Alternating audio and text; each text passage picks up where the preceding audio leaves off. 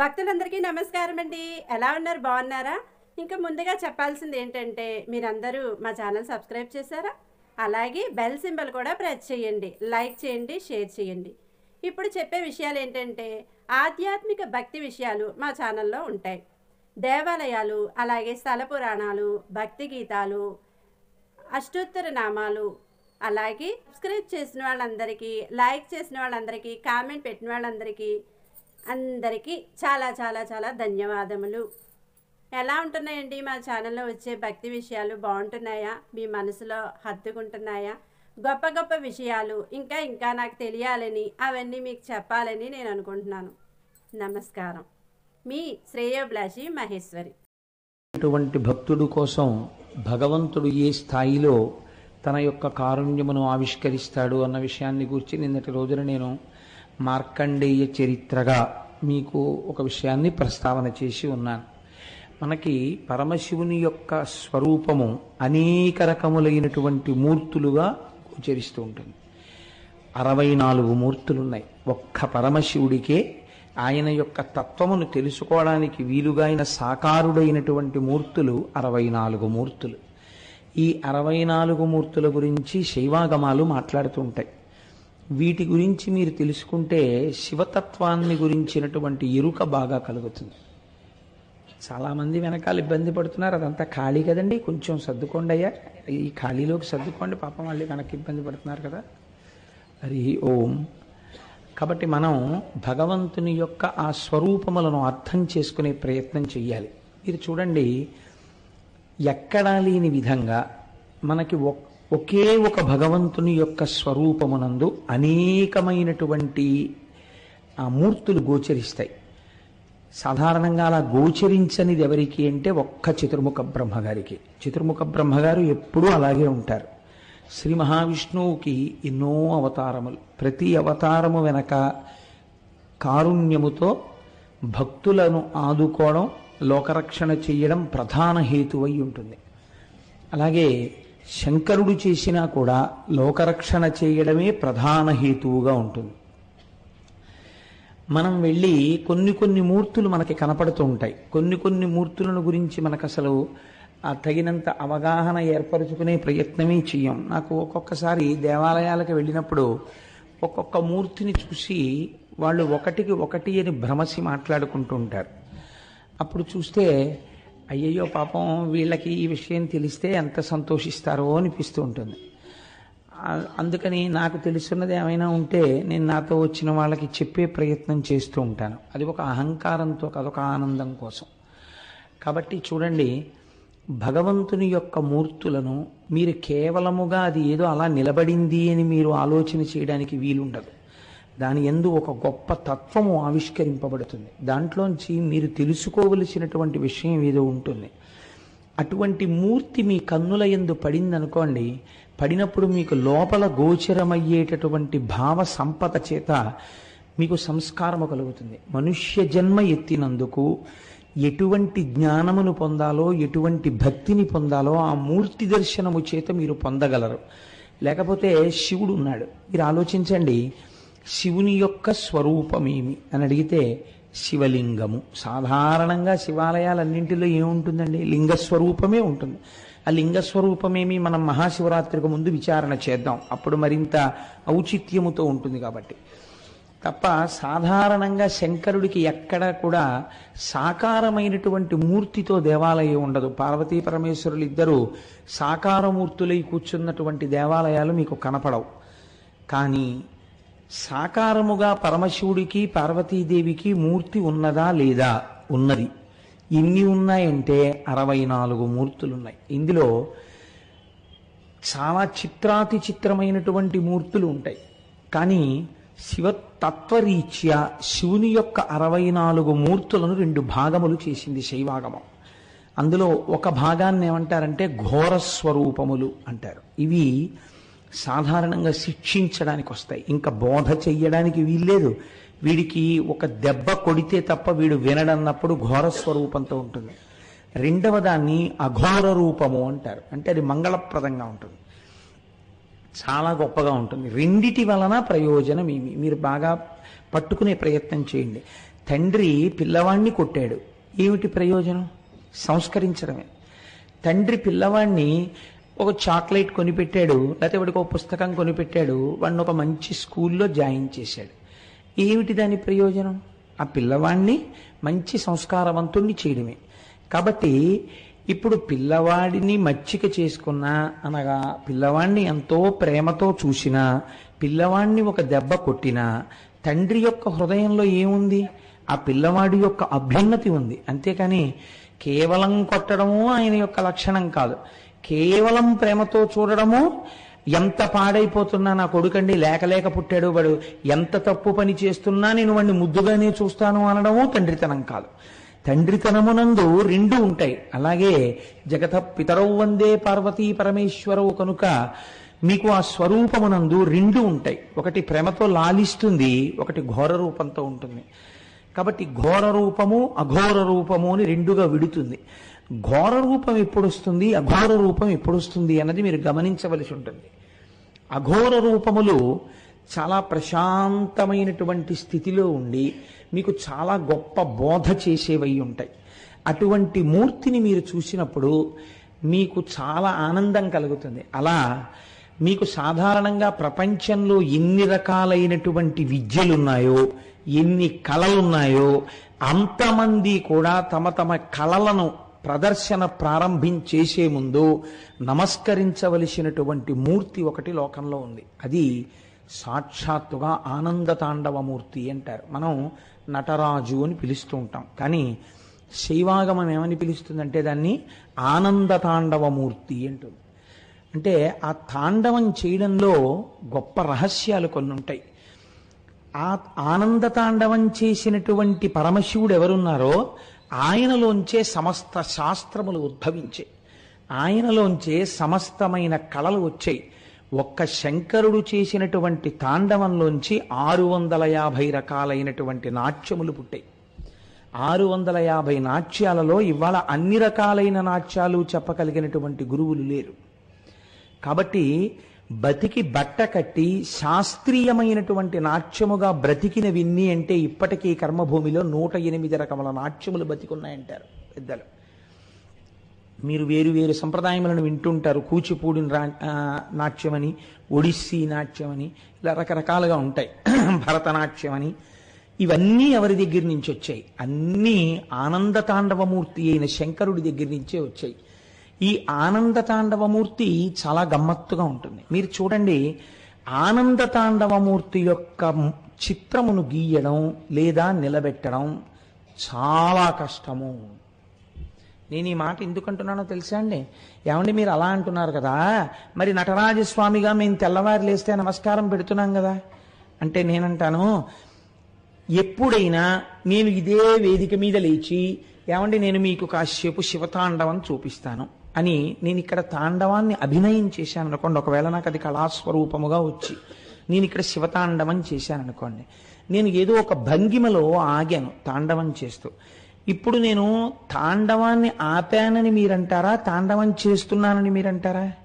తాండవం ఆపారు అని మీరంటారు. కానీ ఒక్కొక్కసారి ఒక భంగిమ నుంచి ఇంకొక భంగిమలోనికి వెళ్ళడానికి మధ్యలో ఒక భంగిమని పట్టి నేను నిలబడవచ్చు. అప్పుడు మీరు తాండవం ఆపారనలేరు. ఒక స్థితి నుంచి వేరొక స్థితిలోకి వెడుతున్నటువంటి స్థితి అది. నేను ఏదో ఒక ముద్ర పట్టి అలా నిలబడ్డాను, నిలబడి వెంటనే మళ్ళీ ఇంకొక ముద్ర పట్టబోతున్నప్పుడు ఈ ముద్ర పట్టి నేను ఒక్క క్షణం అలా ఆగిందాంతో తాండవం అయిపోయిందని మీరు అనరు. వేరొక భంగిమని పట్టడానికి, వేరొక ముద్ర పట్టడానికి ఈ ముద్ర యొక్క చివరి స్థితి అవుతుంది అది. ఇది పట్టి విడిచి కొత్త ముద్ర పడతాను. ఇలా పట్టేటటువంటి ముద్రలన్నిటిలో మొత్తం నాట్యంలోంచి ఆనంద తాండవమూర్తి యొక్క సమస్త స్వరూపాన్ని, తత్వాన్ని ఆవిష్కరించగలిగినటువంటి ఒక మూర్తిని నిర్ణయించి మన పెద్దలు దాన్ని నిర్ణయం చేసి మనకిచ్చారు. ఇది ఋషులు మనకి చేసినటువంటి మహా గొప్ప ప్రయోజనం.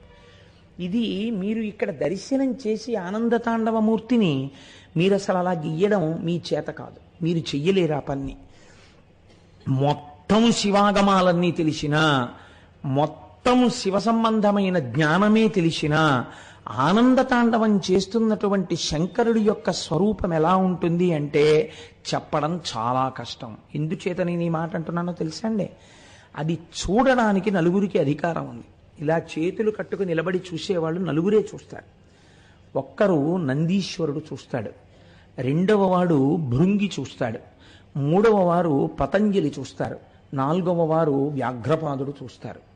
వీరు నలుగురు మాత్రం ఆ తాండవమునందు వారికి పాల్గొనడం అన్నదేం ఉండదు. ఇంకా వీళ్ళు నలుగురు ప్రధానమైనటువంటి ప్రేక్షకులు. ఆ తాండవానికి ప్రేక్షకులన్న మాట అనడం కూడా చాలా కష్టం. ఎందుచేతనంటే సాధారణంగా తాండవంలో ఎక్కడైనా నృత్య కార్యక్రమం జరుగుతోంది అని మీరు అన్నారనుకోండి, ఈ నృత్యములకు సంబంధించినటువంటి పాట పాడేవాళ్ళు తెర ముందు ఉండరు, తెరకి ఒక పక్కకుంటారు. వాళ్ళు ఎవరు మధ్యలో వాయించారో, లేకపోతే ఎవరు పాట పాడారో, ఎవరు నట్టువాంగం వేశారో చెప్పాలంటే నాట్యం అంతా అయిపోయిన తర్వాత ఒకసారి వాళ్ళని పరిచయం చేస్తారు. కానీ ప్రధాన గౌరవం ఎవరికి వెడుతుందంటే దానికి అనుగుణంగా ఎవరు నాట్యం చేశారో వాళ్ళకే వెడుతుంది. అది గమ్మత్తు నాట్యంలో. మీరు చూడండి, శంకరుడు యొక్క తాండవంలో ఈ పాత్ర పరిచయాలు ఏముండవు. ఆ తాండవం అయిపోతే పాత్ర పరిచయం ఉంటుంది. తాండవం అయిపోతుందా? ఇది మీరు చాలా జాగ్రత్తగా గమనించాలి. ఆయన తాండవం అయిపోతే పాత్రల్ని తీసుకొచ్చి పరిచయం చేయొచ్చు. ఆయన తాండవమే అయిపోయింది అనుకోండి, పాత్ర పరిచయం చేయడానికి ఎవరు ఉండరు. ప్రేక్షకులుండరు, శ్రోతలుండరు, సహాయకారులుండరు, ఎవ్వరుండరు. ఆయన ఒక్కడే ఉంటాడు. ఆయన పరిచయం చేసుకోవడం ఉండదు. అప్పుడు ఆయన తనలో తాను రమిస్తూ నిలబడిపోతాడు. ఈ తాండవానికి ఎవరు సాక్షి అన్నారు? మహాప్రళయ సాక్షిణి, మహాతాండవ సాక్షిణి. ఈ తాండవం ఆ స్వరూపంలో ఏమిటో తెలుసా అండి? సమస్త లయకారకమై ఉంటుంది. అప్పుడు ఈ తాండవం ప్రదోష వేళలో జరుగుతూ ఉంటుంది. ప్రదోష వేళ అంటే మీకు నేను చెప్పాను, కాలము స్ఫుటముగా మార్పు చెందినటువంటి సమయము. ప్రదోష వేళలు మనం ఎన్ని చెప్తాం? 2 చెప్తాం సంధ్యలు. ఒకటి పూర్వ సంధ్య, 2 ఉత్తర సంధ్య. పూర్వ సంధ్య అంటే చీకటిపోయి పగలు రావడం, సూర్యోదయం అవ్వడం. ఉత్తర సంధ్య అంటే పగలు వెళ్ళిపోయి చీకటి పడుతూ ఉండడం. ఈ 2 సంధ్యలలోనూ మళ్ళీ ఏది గొప్పది అన్నారు? ఉత్తర సంధ్యే గొప్పది అన్నారు. 2 కారణాల చేత. అజ్ఞానం వచ్చినప్పుడే, జ్ఞానం వచ్చినప్పుడే. ఎందుకో తెలుసా అండి? అన్నీ మీ ప్రమేయం లేకుండా ఒక్కటైపోతాయి. ఏమిటది? చీకటి. ఇంకేం కనపట్టాలా? ఏం కనపడుతోంది? చీకటి ఒకటే కనపడుతోంది. అప్పుడు అది ఈశ్వర స్వరూపంగా చెప్పారు. అన్నీ కనపడ్డం మానేసి ఒక్క శివుడే కనపడినా అది గొప్పే. అందుకే తమిళనాట అమావాస్య గొప్పది తెలుసా అండి? వాళ్ళు అమావాస్యకి ఎక్కువ ప్రాముఖ్యత ఇస్తారు, మనం పౌర్ణమికి ఎక్కువ ప్రాముఖ్యత ఇస్తాం. మనం ఎందుకంటే చాంద్రమానం కాబట్టి. చిత్రం చూడండి, ఈ చీకటి యందు అన్నీ కలిసిపోయి ఏమున్నాయి? ఇప్పుడు ఏం తెలీదు. బాగా చీకటిగా ఉందనుకోండి, ఒక్కసారి అలా చూడు, ఆ రోడ్డు మీద ఎవరైనా వెడుతున్నారేమో, కాస్త అన్నం చాలా మిగిలిపోయింది, ఎవరైనా బిచ్చగాళ్ళు వెడుతుంటే పిలిచి వేద్దామంది తల్లి. ఆ కూతురు కిటికీ తలుపు తీసి చూసి, అమ్మ ఏం కనపట్టలేదు, అంతా చీకటిగా ఉంది. రోడ్డు కనపట్టలేదు, బిచ్చగాడు ఉన్నాడో లేడో తెలియదు, ఏమీ లేదు. ఏం తెలుస్తోంది? చీకటి ఒకటే తెలుస్తోంది. అది ఈశ్వర స్వరూపం. కానీ దాని యొక్క యథార్థ దర్శనము పగలుంటే కన్నా చీకటి ఏమిటో తెలియదు. అసలు పగలు వెడితే కదండి చీకటి వచ్చిందని చెప్పడానికి. కాబట్టి పగలు అమ్మవారు. ఈ అమ్మవారు ఉంటే కానీ ఆయన దొరకడు అసలు. అందుకే వాగర్ధావివ సంపృక్తం వాగర్ధ ప్రతిపత్తయే జగత పితరౌ వందే పార్వతీ పరమేశ్వరవు. ఆవిడ పాదాలు పట్టుకుంటే కానీ ఈయన పాదాలు దొరకవు. ఈయన పాదాలు దొరికినట్టుంటే అది చీకటి, మీకు తిన్నగా దొరికేయడం చాలా కష్టం. కాబట్టి ఇప్పుడు తాండవమూర్తి అన్న శబ్దంలో తాండవం చేస్తుండగా మీకు తీసుకొచ్చి ఎవరైనా ఒక మూర్తిని పెట్టగలరా? అసంభవం, పెట్టలేరు. ఒక భిక్షాటన మూర్తి అని నేను అన్నాను అనుకోండి, మీకు చూపించచ్చు. ఎలా? ఒక కపాలం పట్టుకుని భిక్ష అడుగుతున్న మూర్తి అలా నిలబడితే అది భిక్షాటన మూర్తి, అది కదలక్కర్లేదు. కానీ తాండవమూర్తి అని నేను అన్నాను అనుకోండి, శివుడు తాండవం చేస్తున్నట్టు కదలదేమండి ఇది అంటే? అలా కదలడం కుదరదు. కానీ అన్ని ముద్రలలో ఏ ముద్ర ఆ ఆనంద తాండవమూర్తి యొక్క సమస్తమైనటువంటి తత్వమును ఆవిష్కరించగలదో అటువంటి దాన్ని మీ ముందుకు తీసుకొచ్చి పెట్టేటటువంటి ప్రయత్నాన్ని దార్శనికులైన ఋషులు చేసి సఫలీకృతులయ్యారు. ఆ చెయ్యడంలో రహస్యమేమి. అందుకే మన వాళ్ళు ఏది చేసినా ఏదో అల్లిబిల్లిగా ఉత్తినే పిచ్చి పనులు కింద అర్థం లేకుండా చేయరండి. అనవసరంగా పెన్ను పెట్టి ఇలా గీత గీయడాన్ని మన శాస్త్రం అంగీకరించాల. ఒక ప్రయోజనం ఉండాలి ఏ పని చేసినా. వాళ్ళు ఒక నటరాజస్వామిని తీసుకొచ్చి మీ ముందు నించోబెట్టారు. నటరాజస్వామి అంటే మనం సాధారణంగా నటరాజు అని పిలుస్తూ ఉంటాం. అలా పిలవడం వెనకాతల ఒక రహస్యం ఉంది. మన వాళ్ళు చాలా తేలిగ్గా మాట్లాడతారు. తేలిగ్గా మాట్లాడడం అంటే కష్టమైన విషయం అందనప్పుడు తేలిగ్గా మాట్లాడతారు. తండ్రి అని పిలవలేడు అనుకోండి, అప్పా అంటాడు, లేదా నాన్న అంటాడు. ఏదన్నా ఆయనే, ఎవరి స్థాయిలో వాళ్ళు పిలుస్తారు. ఆయన నాట్యము చేత ఈ లోకమునకు రాజు అయ్యాడు. ఆయన రాసరికము నాట్యము చేత చెప్పబడుచున్నది. ఇది ఎలా కుదురుతుందండి? నాకు చెప్పండి. ఒక ఆయన మహారాజు ఎలా తెలుస్తుంది? ఆయన అధికారాన్ని బట్టి తెలుస్తుంది. ఆయన లోకమునకంతటికీ ప్రభువు, ఇది ఎలా తెలుస్తుందో తెలుసా అండి? ఆయన పాట వినండి అన్నాను అనుకోండి, అదే ఆయన పాట వింటే ఆయన ప్రభువు అని ఎలా తెలుస్తుందండి? ఆయన కళాకారుడు తెలుస్తుంది బాగా, అంతేకాని ఆయన బాగా పాట పాడితే ఆయన ప్రభువు అని తెలుస్తుందా? ఎలా తెలుస్తుంది? మనకి లోకంలో చిత్రాతి చిత్రమైన రాజులు ఇద్దరే. ఎవరో తెలుసా అండి? ఒక ఆయన ఏమీ చేయకుండా తల కింద అలా చేపెట్టుకు పడుకునే ఆయన ఒక ఆయన రంగరాజు. ఆయన సమస్త లోకములకు ప్రభువు, విష్ణు స్వరూపంగా రంగరాజు ఇలా పెట్టుకు పడుకుంటాడు. ఆయనే మహారాజు, చక్కగా అలా పడుకున్నవాడు, యోగ నిద్రలో చూస్తుంటాడన్ని. ఈయనో నటరాజు. ఈయనేం చేస్తుంటాడు? అధికారి ఏం చెయ్యాలి? రాజు అన్నవాడు ఏం చేయాలి? చక్కగా వచ్చి సింహాసనంలో కూర్చోవాలి. అంతేగాని రాజుగారు సభలోకి వస్తున్నారండి, విచారణ చేస్తారంటే రాజుగారు వచ్చేటప్పటికి తద్ధిం అనేటప్పటికి నాట్యం చేస్తూ రాజుగారు వచ్చి ఓ పెద్ద నాట్యం చేసి వెళ్ళిపోయారు అనుకోండి, అదేంటంటే రాజుగారు డాన్స్ కట్టారంటారు కదండి. కానీ మరి ఈయన మీకు ఆనంద తాండవమూర్తిగా ఉంటే మీరు నటరాజు నటరాజు అని ఎలా పిలుస్తున్నారు? నాట్యం చేసిన వాడు రాజు ఎలా అయ్యాడండి? అది ఎలా సమన్వయం అవుతుంది? అసలు మీరు ఎలా పిలుస్తున్నారు నటరాజు అని? మీరు డాన్స్ చేస్తే అక్కడ పెట్టి నటరాజు అంటున్నారు, మీరు పాట పాడితే నటరాజు అంటున్నారు, మీరు ఆరాధన చేస్తే నటరాజు అంటున్నారు, చిదంబరం వెడితే కనక సభలో ఈయన నటరాజు అంటున్నారు. ఏమిటి నటరాజ తత్వం? మీరు ఎప్పుడైనా పరిశీలన చేశారా? నాట్యం చేసేవాడు రాజు ఎందుకు అయ్యాడు అనగా మీకేమర్థం అవ్వాలి? అది మామూలు నాట్యము కాదు. ఆ నాట్యము వెనకాల మీరు తెలుసుకోవలసినది ఏదో ఉంది. అది మీరు తెలుసుకుంటే చిదంబరంలో కనకసభ దగ్గరికి వెళ్ళి అంత పెద్ద ఆనంద తాండవమూర్తిని చూడగానే మీరు ప్రణిపాతం చేసి సాష్టాంగ నమస్కారం చేసేస్తారు. ఈ భావనని మీకు పరిపుష్టం చెయ్యడానికి మన పెద్దలు ఇచ్చారు. అందులో అఘోర స్వరూపముల యందు చాలా గొప్ప స్వరూపాలలో ఆనంద తాండవమూర్తి ఒకటి. దాని గొప్పతనాన్ని మీరు అవధరించే ప్రయత్నం చెయ్యండి. నేను మీతో ఒక మాట విజ్ఞాపన చేశాను. ఉన్నవాళ్లలో నందీశ్వరుడు ఒకడు. ఈయన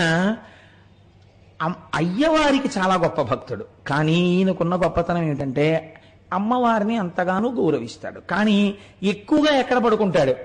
అయ్యవారింటి ముందే పడుకుని ఉంటాడు. గభాలన ఎవరి కాలి గజ్జె చప్పుడు వింటే లేస్తాడు, అయ్యవారి కాలి గజ్జె చప్పుడు వింటే లేస్తాడు.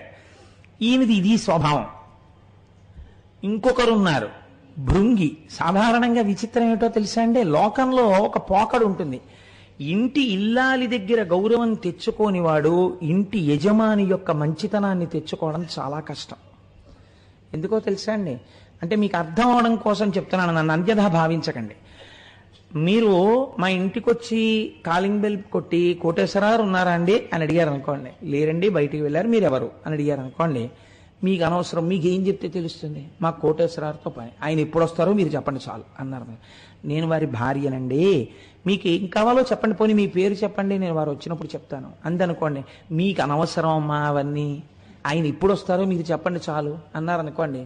నాకు తెలియదండి ఎప్పుడు వస్తాడో, ఆయన వెళ్ళిపోయిన వాడు మళ్ళీ ఆయన ఇష్టం వచ్చినప్పుడు వస్తుంటాడు, మీరు వెళ్ళి రావచ్చు అని తలిపేసేస్తుంది.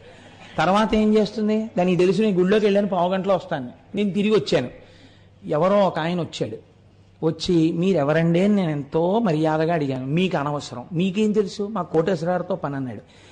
మీరు డేట్లు ఇచ్చినా, మీరు కానీ ఆయన్ని కూర్చోపెట్టి కాఫీ పట్రా అన్నా మరి టిఫిన్ మాడిపోతుందండి. కాబట్టి ఏమవుతుంది? కాసేపు ఆగా ఆయన వస్తే, ఇప్పుడు ఎవరొచ్చినా నేను ఎవరి వంక చూస్తాను? ఓసారి ఇలా చూస్తాను, చూస్తే అందనుకోండి ఏది గ్రాంట్ చేయబడదు కదండి. లౌకికంగా మీరు ఆలోచించండి, ఎందుకు గ్రాంట్ చేయబడదు? అదే వచ్చిన అంటే ఉదాహరణకి చెప్పానండో పాపం దాన్ని ఇలాంటివి చేస్తున్నారంటారా మేడం గారు మీరని దాన్ని అడక్కండి మీరు. సభలో ఉంది కూడా లేనిపోని ఇబ్బంది నాకు. కాబట్టి మీరు అదే సత్యనారాయణ అసలు ఒప్పుకోడు, భృంగి సత్యనారాయణ నాకు. కాబట్టి అదే అమ్మ మీకు తెలిసి ఉంటుంది, ఒక పని చేయండి తల్లి, కోటేశ్వరరావు గారికి చెప్పినా మీకు చెప్పినా అభేదమ్మ దృష్టిలో. మీకు చెప్పింది వారికి చెప్పినట్టే. తల్లి ఒక చిన్న అవసరం మీద వచ్చాం, ఏదో ఉత్సవం చేస్తున్నాం, వాడికి ఏం చేతకపోయినా 4 మాటలు ధైర్యంగా మాట్లాడతాడని విన్నాం.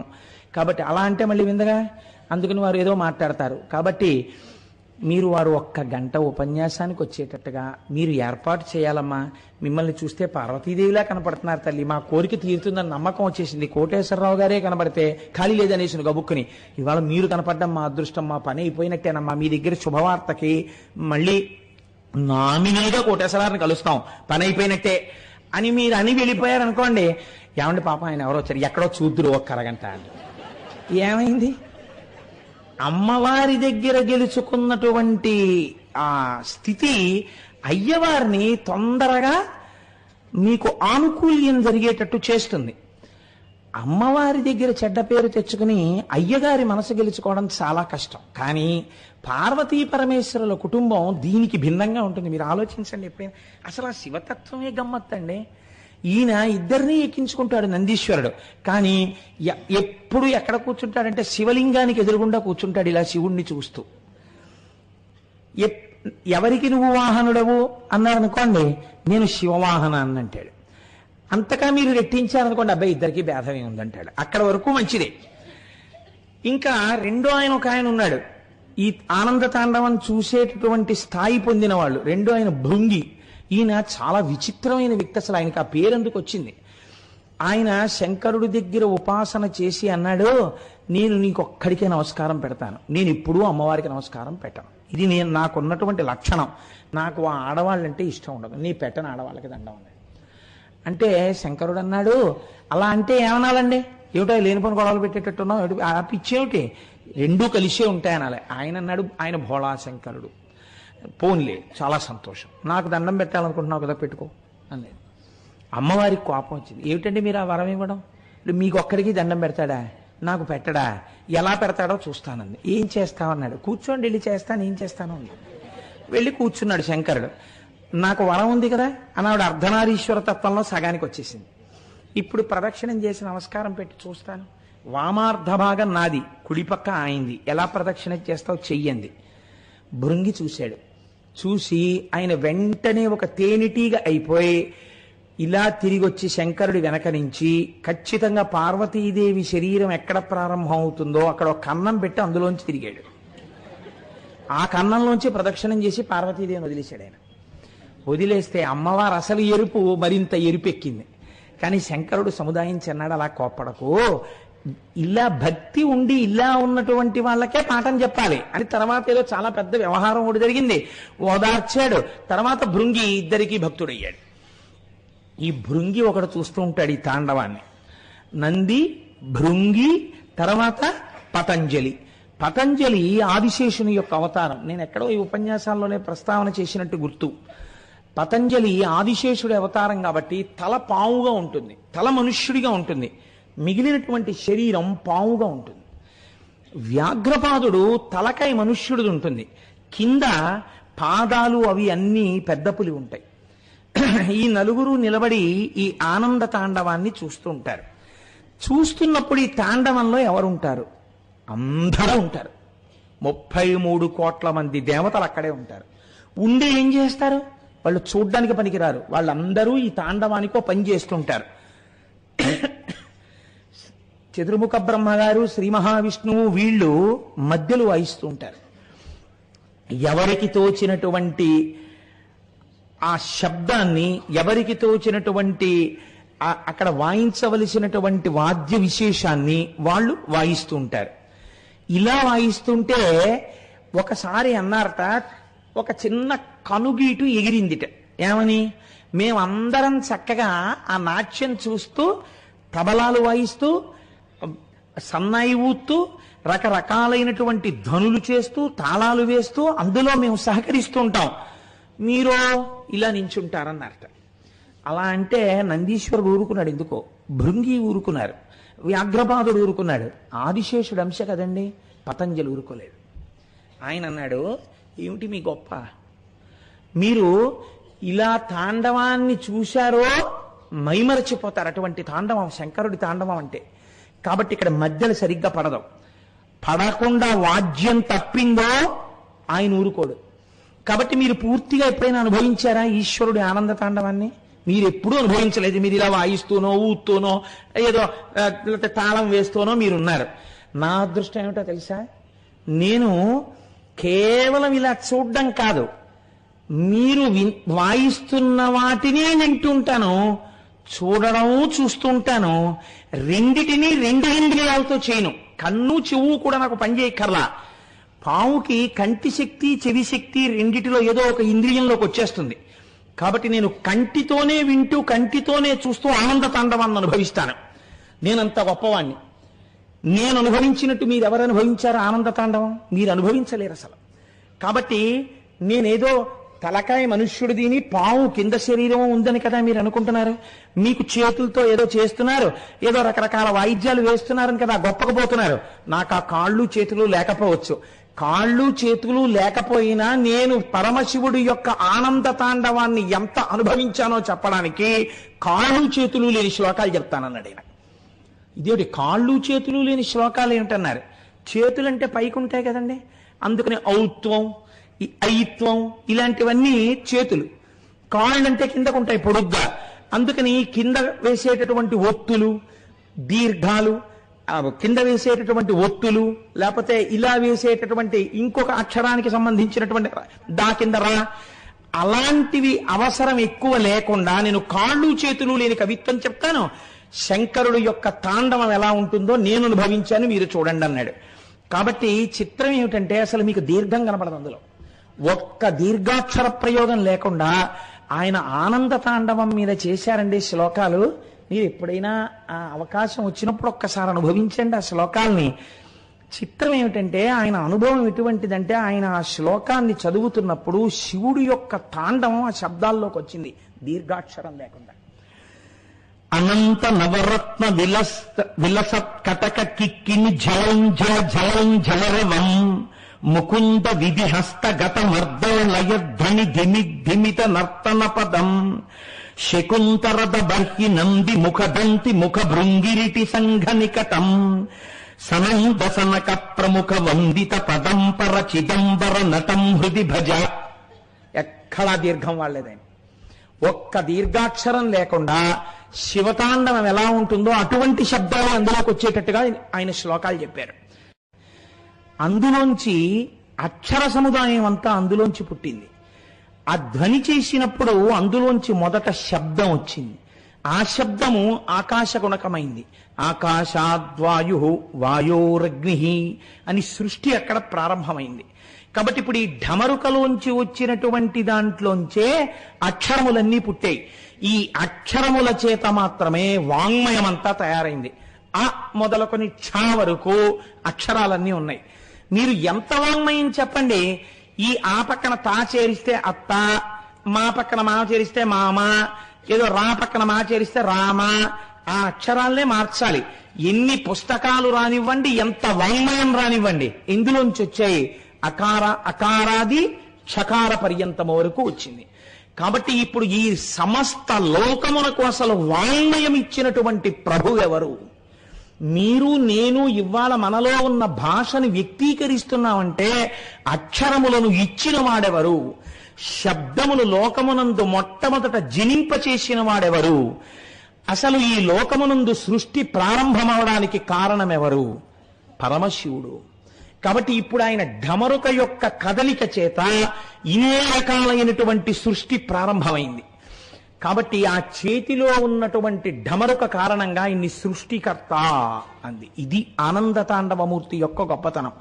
మీరు చిట్ట చివర ఒక విషయం గుర్తుపెట్టుకోవాలి, ఇవన్నీ దేని కొరకు చేశాడు అంటే నేనేదో సృష్టి చేద్దామని చేయలేడు. ఆయన పరమానందంతో ఉన్నాడు. ఆ పరమానంద సమయమునందు ఆ కదలికలో ఇవన్నీ వచ్చేస్తున్నాయి. తనంత తాను ఒక్క చోట కూర్చుండిపోయాడు అనుకోండి, మళ్ళీ తనలో తాను రమిస్తూ ఆత్మస్వరూపిగా నిలబడిపోతాడు. ఇంకా లోకం ఉండదు. మీరు ఒక్కటి ఆలోచించండి. ఇప్పుడు టైము ఏదో 7 గంటల 10 నిమిషాలు 7 గంటల 15 నిమిషాలు అయి ఉండొచ్చు. ఈ 7 గంటల 10 నిమిషాల టైంలో ఎంత మందో లోకంలో నాకు కొడుకు పుట్టాడు లేకపోతే నాకు కూతురు పుట్టిందని ఈ టైం నోట్ చేసుకుంటున్న వాళ్ళు ఎంతమంది ఉన్నారో మనుష్యుల్లో. ఓ పిల్లాడో పిల్లో పుట్టారని ఈ క్షణంలో అయిపోయింది, నేను చెప్పిన క్షణం దాటిపోయింది. ఆ క్షణంలో ఎంత జీవరాశి పుట్టిందో, ఎన్ని చీమలు పుట్టాయో, ఎన్ని ఈగలు పుట్టాయో, ఎన్ని సూక్ష్మాంగ జీవులు పుట్టాయో, ఎన్ని చోట్ల ఎక్కడెక్కడ ఎన్ని ప్రాణులు పుట్టాయో. ఈ కదలిక ఉందే, కదలిక అంటే సృష్టి కదలిక. కొత్తగా కొన్ని ప్రాణులు లోకంలోకి వచ్చాయి. ఈ లోకంలోకి కొత్తగా ప్రాణులు రావడం అనేటటువంటి ఈ సమస్త కదలికకి డమరుక సంకేతం. కాబట్టి ఇప్పుడు ఇవన్నీ జరుగుతున్నాయనడానికి కారణమేమి? ఆయన కదలిక, ఆయన సృష్టిస్తున్నాడు. ఆగిపోయి ఇలా కూర్చున్నాడా అంతే, అన్ని లయమైపోతాయి. కాబట్టి ఈశ్వరుడు యొక్క కదలికకి నర్తనమని పేరు. ఇది ఆనంద తాండవము. కాబట్టి సృష్టి జరుగుతుంటే మీకు అందులో ఏది కనపడుతుండాలి? ఈశ్వరుడికి ఢమరుక కనపడుతుండాలి. కాదు, ఇంకొక రహస్యం ఉంది. మీరు ఒక వాక్యాన్ని చెప్పేటప్పుడు ఆ వాక్యము పొందికగా ఉండాలి. పొందికగా లేని వాక్యం మాట్లాడారనుకోండి, ఈ క్షణమునందు ఈ లోకములో ఎంతో సృష్టి జరిగినది అని నేను చెప్పబోయి సృష్టి జరిగినటువంటి ఈ సమయమునందు లోకము అన్నాను అనుకోండి, మీకు ఇప్పుడు ఏమైనా అర్థమైందని చెప్పింది? అర్థం అవదు. వాక్యమునందు అవే మాటలు ఉండొచ్చు. ఈ మాటల్ని మీరు ఇటు మాటలు అటు, అటు మాటలు ఇటు వేశారనుకోండి, మీకు ఆ వాక్యం అర్థం కాదు. అర్థం కాక ఏంటంటారంటే, ఏం మాట్లాడుతున్నారు మీరు సరిగ్గా మాట్లాడండి అంటారు. మీకు విసుగు వస్తుంది వెంటనే 4 మాటలు అలా అన్నాక. అన్న తర్వాత మీరు మళ్ళీ వాక్యాన్ని కొంచెం సర్దారనుకోండి, ఏమిటా మాట్లాడడం, అదే మాట్లాడే తీరు, అలా మాట్లాడరు. ఈ క్షణమునందే లోకమునందు ఎంతో సృష్టి జరిగి ఉండను అనాలి. ఏమిటా జిగిబిగి వాక్యాలు, నీకు మాట్లాడడం రాదా అంటారు. మాట్లాడడమునందు పొందిక లేకపోతే మాటలుండి ప్రయోజనం ఎక్కడుంది నాకు చెప్పండి? ఎక్కడుంది ప్రయోజనం? అసలు మీకు లేదు. భావాలు అందవు. ఎంత ఫ్రీ టాక్ టైం ఇచ్చినా గంట సేపు అవతలవాడు మాట్లాడినా యువతలవాడికి వాడు ఏం మాట్లాడాడో అర్థం కాదు. కాబట్టి మాటలు ఒక్కటి ఉంటే సరిపోతుందా? సరిపోదు.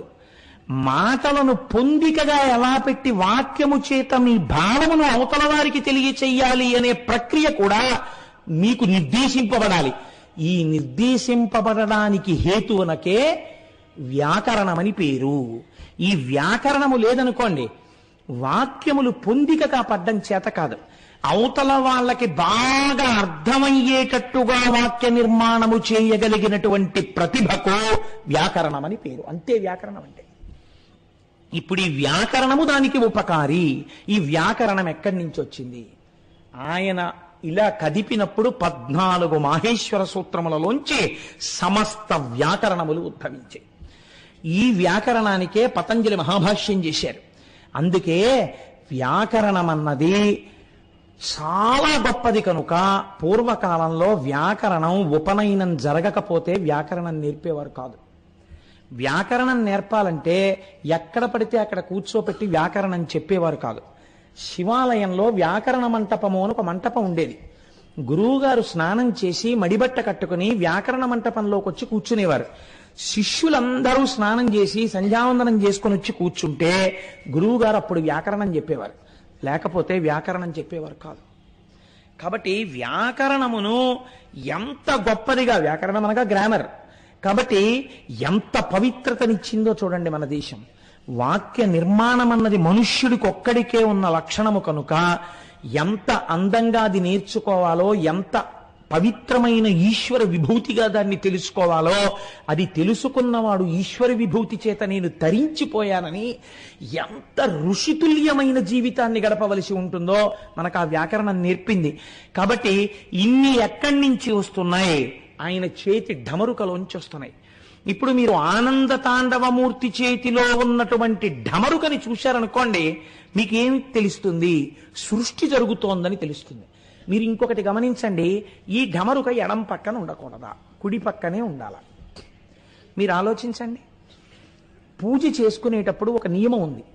ఏమా నియమం అంటే, గృహస్థుకి పూజ చేసేటప్పుడు వాడబడేటటువంటి సమస్త పదార్థములు కుడి చేతి పక్కనే ఉండాలి. అవి కూడా ఎలా ఉండాలంటే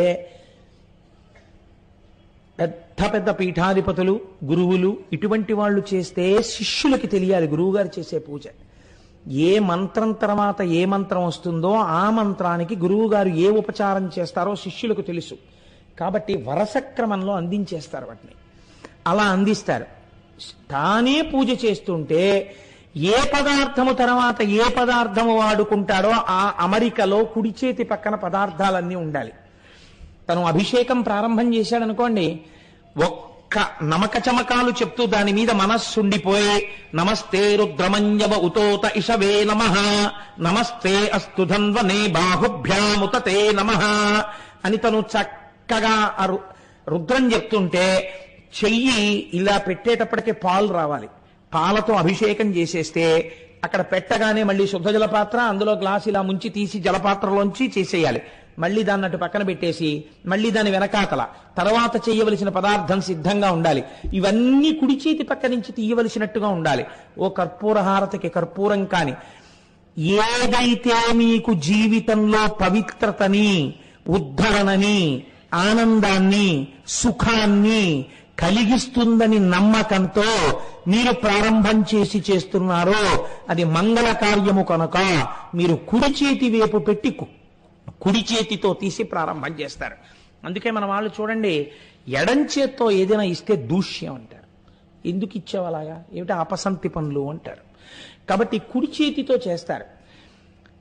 ఢమరుక కుడి చేతి వైపు ఉండడంలో మీకు ఒక గొప్ప రహస్యం తెలుస్తుంది. సృష్టి యందు ఆనందం ఉన్నది కదండి. సృష్టి ప్రీసపోజెస్ ఆనంద. మీకు తెలిసి కాని తెలియక కాని ప్రపంచములో ఏ జీవి యందు సృష్టి కార్యము జరిగినా దాని యొక్క బాహ్యమునందు దాని వలన జరిగేటటువంటి ఫలితము ఆనందము. కానీ దీన్ని శాస్త్రం చాలా గమ్మత్తుగా మాట్లాడింది. కొంచెం ఇలాంటివి వేదికల మీద ఎలా చెప్పాలో అయోమయంగా ఉంటుంది. త్యాగాయ సంహృతార్థానాం సత్యాయ మితభాషిణాం యశసే విజిగీషూణాం ప్రజాయై గృహమేధినాం అంటారు. తత్వజ్ఞుడు భోగాన్ని, సృష్టిని వేరు చేస్తాడు. భోగం ఎంతవరకంటే ఆనందము బిడ్డలు కలిగేంతవరకే, తర్వాత ఇంకా భోగలాలసత వైపుకు వెళ్ళడు. జ్ఞానాభిలాషి వైరాగ్యమును పొందడానికి ఈ సుఖము సుఖమా, దీని నిరంతరం ఎలా అవుతుందని తాను ఆనందమును పొందేటటువంటి ప్రయత్నం చేస్తాడు. ఎప్పుడూ ఆనందంలో ఉండడం ఎలా, ఆత్మాభిలాషి అవుతాడు. కాబట్టి కుడి చేతి వైపే ఢమరుక ఉండాలి. ఇది సృష్టి కార్యము, మంగళప్రదము. లోకమంతా సృష్టింపబడుతోంది, ఇది ప్రారంభం కనుక కుడి చేతి వైపు ఢమరుక ఉంటుంది. ఒక్క ఆనంద తాండవమూర్తిని చూస్తే మీకు ఎన్ని రహస్యాలు గోచరిస్తాయి చూడండి. ఇప్పుడు ఎడం చేతి వైపు ఏముంది? అగ్నిహోత్రం ఉంది. ఈ అగ్నిహోత్రం దేనికి గుర్తు? మీకు మొన్నటి రోజున నేను భస్మ గురించి చెప్పాను. అన్ని వస్తువులు చివరికి ఏమైపోతాయి? భస్మయే అయిపోతాయి. భస్మ ఏమవుతుంది? ఇంకేమవదు. కాబట్టి ఇవాళ ఇక్కడ పుట్టింది, ఇది చివరికి ఏమవుతుంది? భస్మయే అవుతుంది. కాలముల్లో వచ్చింది, డేట్ ఆఫ్ బర్త్ ఉంది, కాబట్టి ఇదేమవుతుంది? ఒకనాడు భస్మ అయిపోతుంది, బూడిదైపోతుంది. ఒక చెట్టు పుట్టింది ఏమైపోతుంది? భస్మ అయిపోతుంది. ఒక జంతువు పుట్టింది ఏమైపోతుంది? భస్మ అయిపోతుంది. ఒక మనిషి పుట్టాడు ఏమైపోతాడు? భస్మ అయిపోతాడు. ఇది లోపల బాగా నిలబడింది అనుకోండి, తప్పు పనులు చేయడానికి ఇష్టపడ్డాడు. ఎందుకు? ఏం చేస్తావు? ఆఖరికి నువ్వు అయిపోయేది ఇంత బూడిద. దీనికోసం ఎందుకంత వెంపర్లాట? నువ్వు పట్టుకెళ్ళడానికి వేరే జీవుడు పట్టుకెళ్ళవలసిన పాపపుణ్యాలున్నాయి. చేసిన కర్తృత్వము దాంట్లో పడిపోతుంది. ఎందుకు అనవసరంగా అవన్నీ? వాటి జోలికి వెళ్ళకంటాడు. మాట మారిపోతుంది, ప్రవర్తన మారిపోతుంది, చేసే కర్మ మారిపోతుంది. ఎప్పుడు మారిపోతుంది? ఏది కాలములో వచ్చినదో అది కాలమునందు ఉండదో అని మీకు అర్థమైపోతే మీ నడువడి యందు మార్పు వచ్చేస్తుంది. ఇది ఎప్పుడూ ఉండిపోతుంది అనుకున్నాడు అనుకోండి, ఏదైనా చెయ్యొచ్చు. ఎందుకు చెయ్యొచ్చు? ఇది ఉంటుంది, దీన్ని ఎవడేం చేస్తాడు అని. కానీ ఇది వికారములు పొందుతోంది. బాల్యాదిష్యపి జాగ్రదాదిషు తథా సర్వాస్వవస్థాస్యపి వ్యావృత్తాస్వనువర్తమానమహమిత్యంతఃస్ఫురంతం సదా అంటారు శంకరాచార్యులు వారు దక్షిణామూర్తి స్తోత్రంలో. అవస్థల రూపంలో ఇది మారిపోతోంది. పుట్టినప్పుడు ఇంతుంది మా అమ్మ ఒళ్ళో, ఇది మిలిమిల్లిగా పాకింది, ఇది నిలబడింది. మా అమ్మ ఇలా చెయ్యిస్తే మా అమ్మ చిటికిన వేలు పట్టుకుని నడిచింది, మా నాన్నగారి చిటికిన వేలు పట్టుకుని నడిచింది. ఆ తరువాత మా నాన్నగారు ఇలా ఎత్తుకుంటే, అంత పొడుగ్గా ఉన్న నాన్నగారు ఎత్తుకుంటే ఏరియల్ వ్యూలో చూసినట్టు లోకాన్ని చూస్తూ సంతోషించేది. ఆ తర్వాత ఇదే నడవడం మొదలుపెట్టింది. ఆ తర్వాత ఇది దినదిన ప్రవర్ధమానమైంది. ఇప్పుడు ఇదే దాని బిడ్డల్ని ఎత్తుకుంటోంది. ఇప్పుడు ఇది అంత పొడుగైంది. కొన్నాళ్లు పోయిన తర్వాత ఇది తరిగిపోతుంది, ఇది జర్జరీభూతం అయిపోతుంది, ఇది ముడతలు పడిపోతుంది, ఇది ఇంత ధాటిగా మాట్లాడలేదు, ఇది క్రమక్రమంగా క్షీణించిపోయి ఇది నేను తినలేను అంటుంది, దంతపుష్టి లేదు అంటుంది, అని ఇది నాకు జీర్ణం అవ్వట్లేదు అంటుంది. కొన్నాళ్ళకి ఇది లేని స్థితి వచ్చేస్తుంది. అంటే ఏది శాశ్వతమో తెలిపోతుంది, తొడుక్కున్నది వెళ్ళిపోయింది. తొడగబడినది చివరి స్థితికి బూదిగా మారిపోయింది. ఎవరు దీనికి నమస్కరించారో వారందరూ వచ్చి నమస్కారం చేసి దీన్ని తీసుకెళ్లి గౌరవంగా బూది చేసేస్తారు. కాబట్టి చిట్ట చివరికి ఏమవుతోంది? ఇదంతా బూది అయిపోతోంది. ఎవరు ఈ ఢమరుకతో సృష్టిస్తున్నాడో వాడే దీనిలోకి లోకాన్నంతటినీ లయం చేస్తున్నాడు. ఈ రెంటికి మధ్యలో ఏముంది? కొన్నాళ్ళు ఖాళీ ఉంది. ఇది బ్రతుకు, భవతి, ఉన్నావు అన్నటువంటి విశేషం. డేట్ ఆఫ్ బర్త్ కి డేట్ ఆఫ్ డెత్ కి మధ్యలో ఉన్నటువంటి టైం. ఇది ఏమంటున్నావు? నేను నేను నేనున్నానని ఇది చూపిస్తున్నావు. ఇది ఉండేది కాదు, వెళ్ళిపోవడానికి పరుగులు తీస్తోంది. ప్రతి క్షణం అది దాని గమ్యం వైపుకు పరుగులు తీసేస్తోంది, అది వెళ్ళిపోవడానికి సిద్ధంగా ఉంది. మరి వెళ్ళిపోయేది ఎందుకు ఇచ్చినట్టు? వెళ్ళిపోయే దాంట్లో కూర్చుని వెళ్ళడం దాన్ని పట్టుకోవాలి. కాబట్టి దీనికి దీనికి మధ్యలో నవ్వుతున్నవాడు ఉన్నాడు, వాణ్ణి పట్టుకున్నావా ఇది అందులో పడిపోయినా నువ్వు మాత్రం వీడిగా ఉండిపోతావు. ఇది నటరాజు, ఇది ఆనంద తాండవం, ఇది నువ్వు పొందవలసిన ఆనందం. నువ్వే ఆనంద స్వరూపివై నిలబడిపోవాలి ఇలాగా. ఇది ఊర్ధ్వముఖమునందు మీకు కనపడేటటువంటి తత్వం. కాబట్టి భవతి ఉన్నట్టుగా కాసేపు నిలబెట్టిన వాడెవడు అని స్థితికారుడు అంటారు. ఇప్పుడు ఈ నవ్వుతున్న ముఖము స్థితికారుడే విష్ణువు. ఇప్పుడు విష్ణువు ఎక్కడున్నారు నాకు చెప్పండి? శివుడే విష్ణువు, విష్ణువే శివుడు. అసలు తత్వతః రెండు పదార్థాలు ఎక్కడున్నాయి? అన్ని పదార్థాలు ఉండవు లోకంలో. అలా ఉంటే అంతకన్నా చిత్రమైన విషయం ఇంకోట్లేదు. శాస్త్రం ఆ మాటని ఒప్పుకోలేదు అసలు వేదం. ఏకో దేవః సర్వభూతాంతరాత్మ సర్వభూతాదివాసః సాక్షీ చేతో కేవలో నిర్గుణశ్చ అని చెప్తోంది శృతి. అన్నిలో ఉన్నదొక్కటే, అదొక్కటే ఇన్ని రూపాలుగా భావిస్తోంది. నువ్వు భాగవతం చెప్పినప్పుడు అది కృష్ణుడని చెప్పు, నువ్వు వెంకటాచల వైభవం చెప్పినప్పుడు అది వెంకటేశ్వరుడని చెప్పు, నువ్వు అమ్మవారి గురించి చెప్పినప్పుడు సౌందర్యలహరిలోని జగజ్జనని అని చెప్పు, నువ్వు అది శివమహాపురాణం చెప్పినప్పుడు శివుడని చెప్పు. నువ్వు ఏ పేరు పెట్టి పిలిచినా అది మాత్రము పరబ్రహ్మము. ఇది మనకి బోధ చెయ్యడానికి శాస్త్రం ప్రయత్నం చేసింది. ఈ తత్వాన్ని ఆవిష్కరించడానికి ఆనంద తాండవ మూర్తి వచ్చింది. అయితే ఇబ్బంది ఎక్కడొస్తుందంటే దీనికి మీ ప్రయత్నం లేదు కదండి. ఈ పుట్టుకలో, ఈ ఢమరుక పుట్టడంలో, ధ్వనిలో మీ ప్రమేయం లేదు. పుట్టాం. అగ్నిలో పడ్డంలో మీ ప్రమేయం లేదు. ఒక రోజున ఊపిరి ఆగిపోతుంది, పడిపోతుంది, శరీరం బూది అయిపోతుంది. నీ ప్రయత్నం దేనికి కావాలి? ఈ మధ్యలో దాన్ని తెలుసుకుని ఇందులోకి వెళ్ళిపోవడానికి కావాలి. మధ్యలో ఉన్నవాడు మీరైపోవాలి, మీరు ఆనంద స్వరూపం అయిపోవాలి. ఆనందమే ఆత్మ. ఈ ఆత్మ మీరు కావాలి, మీరు ఆత్మని తెలుసుకోవాలి. మీరు ఆత్మయే అయి ఉన్నారు, కానీ మీరు భయపడుతున్నారు నేను కాదని. ఇప్పుడు ఆ ఎరుక రావాలి. ఈ ఎరుక ఎలా వస్తుంది? చెప్పేవాడు వాడు ఉండాలి. వాడు మళ్ళీ వీడు పొందబడేవాడు, వాడు చెప్పేవాడు ఉంటే రెండు అవుతాయి. వాడే చెప్పాలి. వాడు ఎలా చెప్పాలి? వాడు పైన ఏది ఊర్ధ్వముఖంగా పెరిగి పొందాలో దాన్ని అధోముఖంగా వాడు చెప్పాడు, కింద చెప్పాడు. ఎంత చిత్రం చూడండి. ఎందుకని అలా చెప్పాలి అంటే సృష్టి 4 రకాలుగా జరుగుతుంది, 4 స్వరూపాలుగా. ఒకటి జరాయుజములు. జరాయుజములు అంటే మావితో పుడతాయి. 2 అండజములు, గుడ్డులోంచి పుడతాయి. 3 స్వేదజములు, చెమటలోంచి పుడతాయి, పేలు. నాలుగవది ఉద్భుజములు, భూమిలోంచి చీల్చుకుని వస్తాయి, చెట్లు మొదలైనవి. ఇందులో చెట్లు పక్కన పెట్టండి, ఎందుకంటే కదలిక లేదు. ఒక్క మనుష్య ప్రాణి ఒక్కటే భూమికి అడ్డంగా పుట్టి నిలువుగా పెరుగుతుంది. మిగిలినవన్నీ భూమికి అడ్డదిడ్డంగా పుట్టి అడ్డదిడ్డంగా పెరిగి అడ్డదిడ్డంగానే పోతాయి. అడ్డంగా పుట్టి నిలువుగా పెరగవలసిన ప్రాణి, ప్రయత్నపూర్వకంగా వంగి నమస్కరించవలసిన ప్రాణి మనుష్య దేహం ఒక్కటే. కాబట్టి ఇప్పుడు ఊర్ధ్వముఖ చలనం అంటే, ఊర్ధ్వముఖంగా పెరగడం అంటే ఇవి నీవు తెలుసుకుని పొందాలి. ఈ ఆనందాన్ని పొందడానికి ఏం చెయ్యాలి? ఇది చెప్పడం కింది భాగం. ఇప్పుడు నటరాజస్వామిని చూడండి మీరు.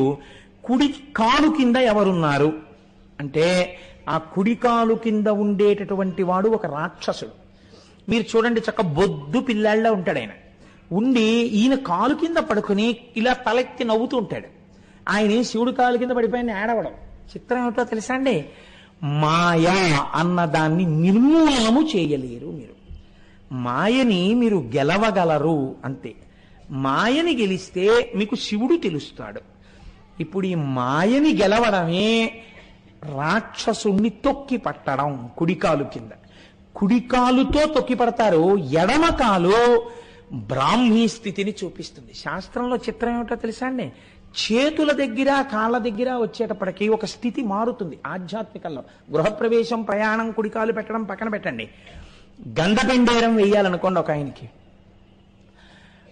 ఆయన చాలా మందికి పనికొచ్చేవాడు. ఆయన తొందరగా ఈ లోకంలోంచి వెళ్ళిపోకూడదు అని కోరుకున్నారు. కాబట్టి ఇప్పుడు ఆయన చాలా కాలం బ్రతికుండాలి అని కోరుకుంటే చేసే సన్మానం ఏమిటో తెలుసా అండి? ఆయనకి గండపెండేరం వేస్తారు. ఆయనకి గండాలు రాకూడదు, ఆయన బతికుండాలని. ఏ కాలుకి వెయ్యాలి గండపెండేరం?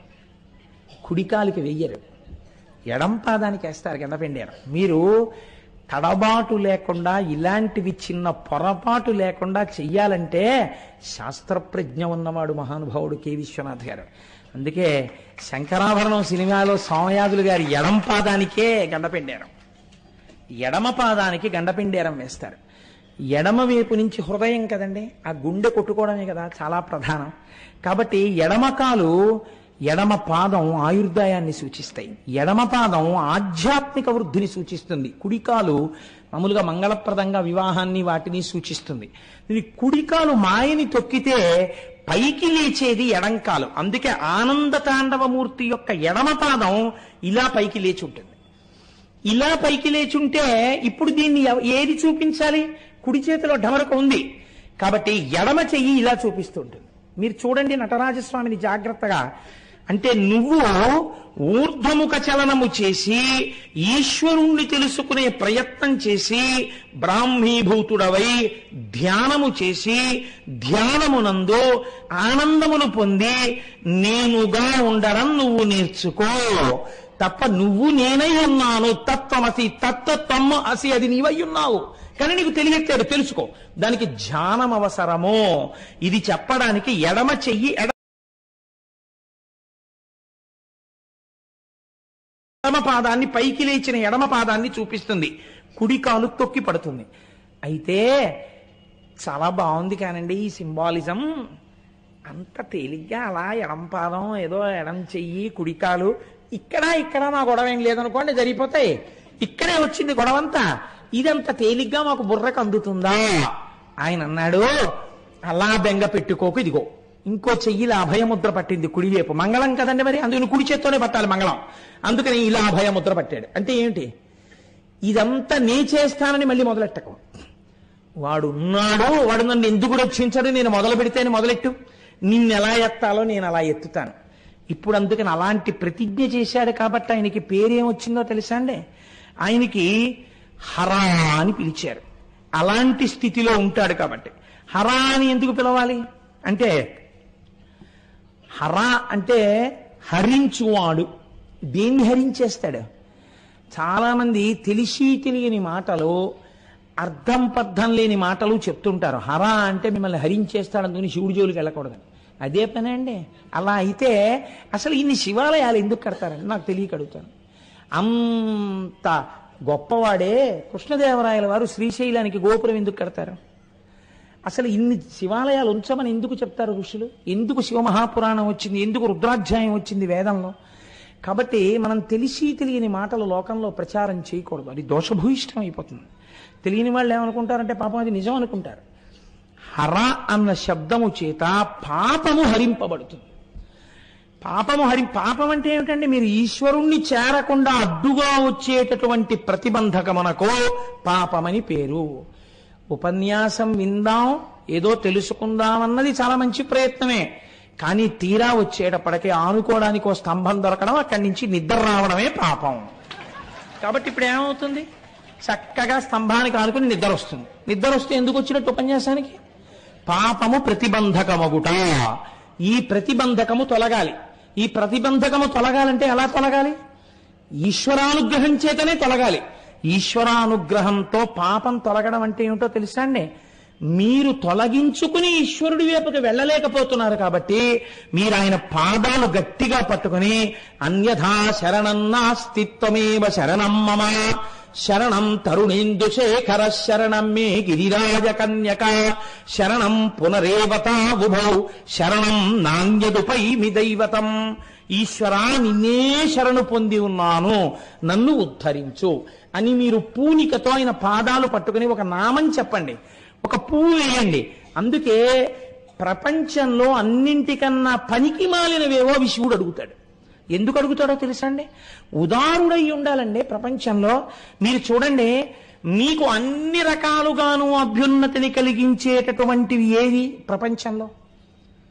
లోకంలో అంత పూజనీయమైన వస్తువు అంటూ ఉంటే ఆవు పాలే. తల్లికి పాలు లేవనుకోండి, ఆవు పాలు పట్టాలి శిశువుకి. మీకు గ్రహదోషం వచ్చిందనుకోండి, ఆవు పాలతో అభిషేకం చేయాలి. మీరు ఆదివారం నాడు సూర్యుడికి పరవన్నం వండాలనుకోండి, ఆవు పాలతో వండాలి. మీకు ఇన్ని పాలనిచ్చేటటువంటి ఆవు యొక్క గొప్పతనం చూడండి. మీరు నాకు నెలకి 10,000 రూపాయలతో 10,000 రూపాయల సామాగ్రి పెడితే తప్ప నేను చెంబుడు పాలు ఇవ్వనని ఆవు ఉందనుకోండి, అసలు ఆవు అన్నదే ఉండదు ఈ లోకంలో. కానీ మీ ఎవ్వరికీ అక్కర్లేని గడ్డి తాను తిని మీకు పాలు ఇచ్చేస్తుంది. ఇవ్వడంలో కూడా చిత్రం చూడండి. మీరేం చెయ్యాలి పాలు పొందడానికి? మీరేం చెయ్యక్కర్లా, దూడను వదిలితే చాలు. దూడ ఇలా వెళ్ళి ఆ శిరములను పట్టుకుని చప్పరించేటప్పటికీ పాలు వదులుతుంది. తిన్న ఆహారాన్ని వెనక్కి తీస్తుంది ఆవు. దానికి ఆ శక్తి ఉంది. జీర్ణం చేసేటప్పుడు గబగబా తినేసి ఉండలు ఉండలుగా మళ్ళీ వెనక్కి తెచ్చుకుని మళ్ళీ అలా తాదాత్మ్యంతో నవ్వులుతుంది. నవిలి నురగలు వస్తుంటాయి పక్క నుంచి, అప్పుడు మళ్ళీ మింగి. నిజంగా చాలా చిత్రంగా ఉంటుందండి. ఎక్కడైనా చెట్టు కింద ఆవు కనపడితే చక్కగా అలా చూస్తుండేవాడిని నేను పూర్వం. ఎందుకంటే అది నెమర వేసుకుంటున్నప్పుడు చూస్తుంటే నిజంగా బా ఏమి ధ్యానముద్రలో ఉందిరా ఇది అనిపిస్తుంది. నేను కోటేశ్వరరావు చెప్పారని కాదు, మీరు చూడండి, ఒక ఉండల అది మింగింది ఇలా కంఠంలోంచి కడుపులోకి వెళ్ళిపోతుంది. ఒక్క క్షణం వ్యవధిస్తుంది, అలా నిలబడుతుంది నోరు మూసుకొని, అంతే అంటుంది. ఈ కడుపులోంచి ఇంకొక ఉండ మీకు కనపడుతుంటుంది. కనపడుతుండగా ఒక ఉండ ఇలా ముందుకొచ్చి కంఠంలోంచి నోట్లోకి వస్తుంది. ఇప్పుడు మళ్ళీ నోరు తెరిచి గడ్డిగా ఉండ మీకు కనపడుతుంది.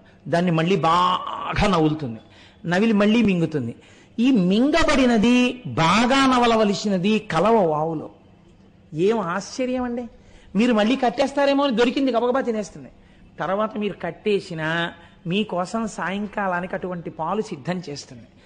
ఇలా దూడొచ్చి చప్పరిస్తే తిన్న ఆహారాన్ని వెనక్కి తీయగలిగిన ఆవు పాలని వెనక్కి తీయడం చేత కాదు, తీయది వెనక్కి. వీడొచ్చి పితికేస్తున్నాడని తెలిసినా మీరు ఇలా చల్లి నీళ్లు ఆ శిరాన్ని పట్టుకుని పిండేస్తుంటే పాలని మాత్రం వెనక్కి తీయదు, వదిలిపెట్టేస్తుంది. లోకమునందు మహోదయులైనటువంటి వారి యొక్క విషయాలన్నీ అలాగే ఉంటాయి. శివుడు కూడా అంతే. అందుకే 2 చాలా ఆయనకి, ఎవ్వరికీ పనికిరానివి. ఒక జిల్లేడు పువ్వు, ఒక తుమ్మి పువ్వు, ఈ 2 ఆయనకి చాలు. తుమ్మి పూలు ఎవరు దండలు కట్టుకుని తలలో పెట్టుకోరు, తుమ్మి పూలు ఎవరు అంత ఓపిగ్గా కొయ్యరు. కానీ ఆ తుమ్మి పూలు తీసుకొచ్చి ఇలా వేస్తే చాలు, పొంగిపోతాడు. జిల్లేడు సాధారణంగా పాడుపోయిపోయిన ఇళ్లలో ఉంటుంది, అందులోకి అసలు ఎవరు వెళ్ళరు. కాబట్టి మీరు జిల్లేడు పూలు కోసుకున్నారంటే అదేంటంటే పూలన్నీ కోస్తున్నారు అని ఎవరు అడగరు. ఆ జిల్లేడు పువ్వు ఈ 2 వేస్తే చాలు, పొంగిపోతాడు ఆయన. అబ్బబ్బబ్బబ్బా ఎంత పూజ చేసేసావురా అంటట. కాబట్టి చాలా తేలిక వాటిని బుచ్చుకుని పెద్ద ఫలితాలను ఇస్తాను, ఎందుకు భయపడతావు? ఇది అభయముద్ర. అసలు అలా చేస్తానను చాలు. ఇలా ఓ తుమ్మి పువ్వు పట్టుకొచ్చి ఇలా ఓ పాదం మీద వేయి చాలు, నిన్ను కౌగిలించేసుకుంటాను నా వాణ్ణని. ఇది హర, నీ పాపాన్ని హరిస్తాను.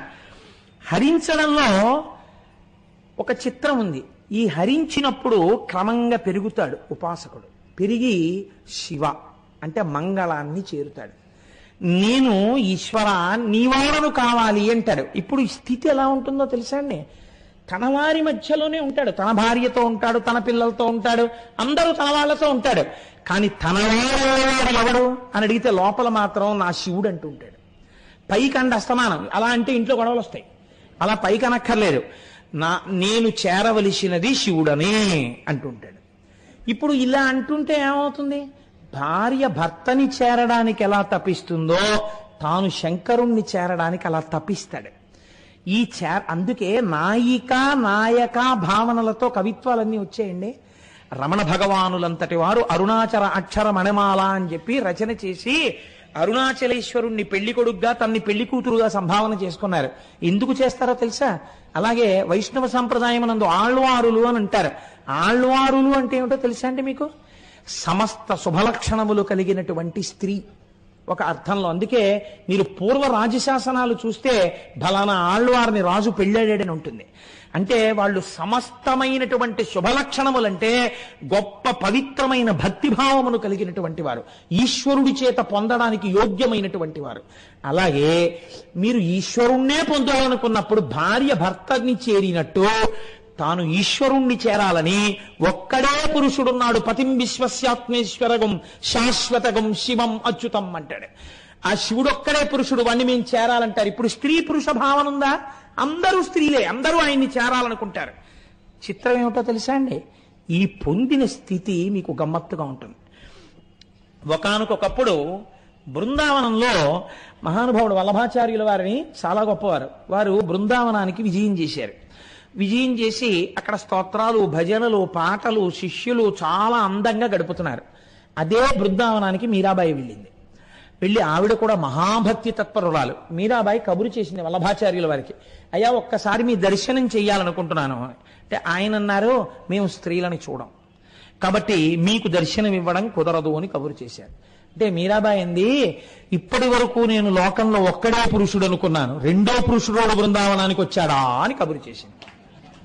కబురు చేస్తే వల్లభాచార్యుల వారు తెల్లబోయారు. ఏమిటి ఈ మాట అని అడిగారు. సమస్త జగత్తు పొందవలసినది కృష్ణుడిని ఒక్కడిని, అందుకని నాకు తెలిసి కృష్ణుడు ఒక్కడే పురుషుడు, అందరూ ఆయన్ని చేరుతారు. కృష్ అంటే నిరతిశయ ఆనందం. అందుకే మీకు ఇందాక చెప్పా, కృష్ణుడన్నా శివుడన్నా అన్ని ఒక్కటే అని. ఇప్పుడు కొత్తగా వల్లభాచార్యుల వారు ఒక ఆయన వచ్చి, నేను పురుషుణ్ణి కాబట్టి స్త్రీని చూడండి అంటున్నారు, ఈయనకు ఇంకో పురుషుడు కూడా ఉన్నాడా బృందావనంలో అని అడిగాను అన్నారు. ఇప్పుడు వల్లభాచార్యుల వారి మాట విని, ఈ స్థాయి పొందినటువంటి తల్లినితో నేను ఇలా మాట్లాడడం పొరపాటు, నేనే ఆ తల్లిని చూడడానికి వస్తున్నానని మా మీరాబాయి గారి దర్శనానికి వల్లభాచార్యుల వారు వచ్చారు. ఈ స్థితిని పొందడం హర నుంచి శివని చేరడం, ఈ శివ దగ్గర నుంచి ఆనందతాండవమూర్తిలోకి లయమైపోవడం, తాను ఆనందముగా మారిపోవడం. తాను ఆనందముగా మారిపోతుంటే ఇప్పుడు ఏమవుతుంది? అంత ఆనందతాండవం చేసేవాడు ఎవరు? మీరు జాగ్రత్తగా ఈ ప్రశ్నకి జవాబు చెప్పండి. ఎవరు చేస్తున్నారు ఇది? అప్పుడు పంచకట్టుకు చేస్తున్నాడు, కానీ ఎవరు చేస్తున్నారు? దిగంబరుడు చేస్తున్నాడు. అంత ఆనందం.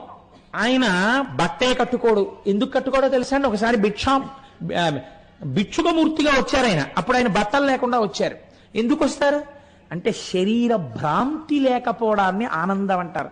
రమణుల గురించి మీరు విన్నారు కదా, అసలు ఇది ఒకటి ఉంది అని ఆయనకి తెలియదు. పుండుకి పుండు పుట్టిందన్నారు ఆయన. అందుకని ఇది నేనేమిటి, ఇది నేను కాదు, నేను అంతటా నిండి ఉన్నాను, నాకు మరణం ఏమిటి, నా శరీరానికి మరణం ఉంది, నాకు మరణం లేదన్నారు.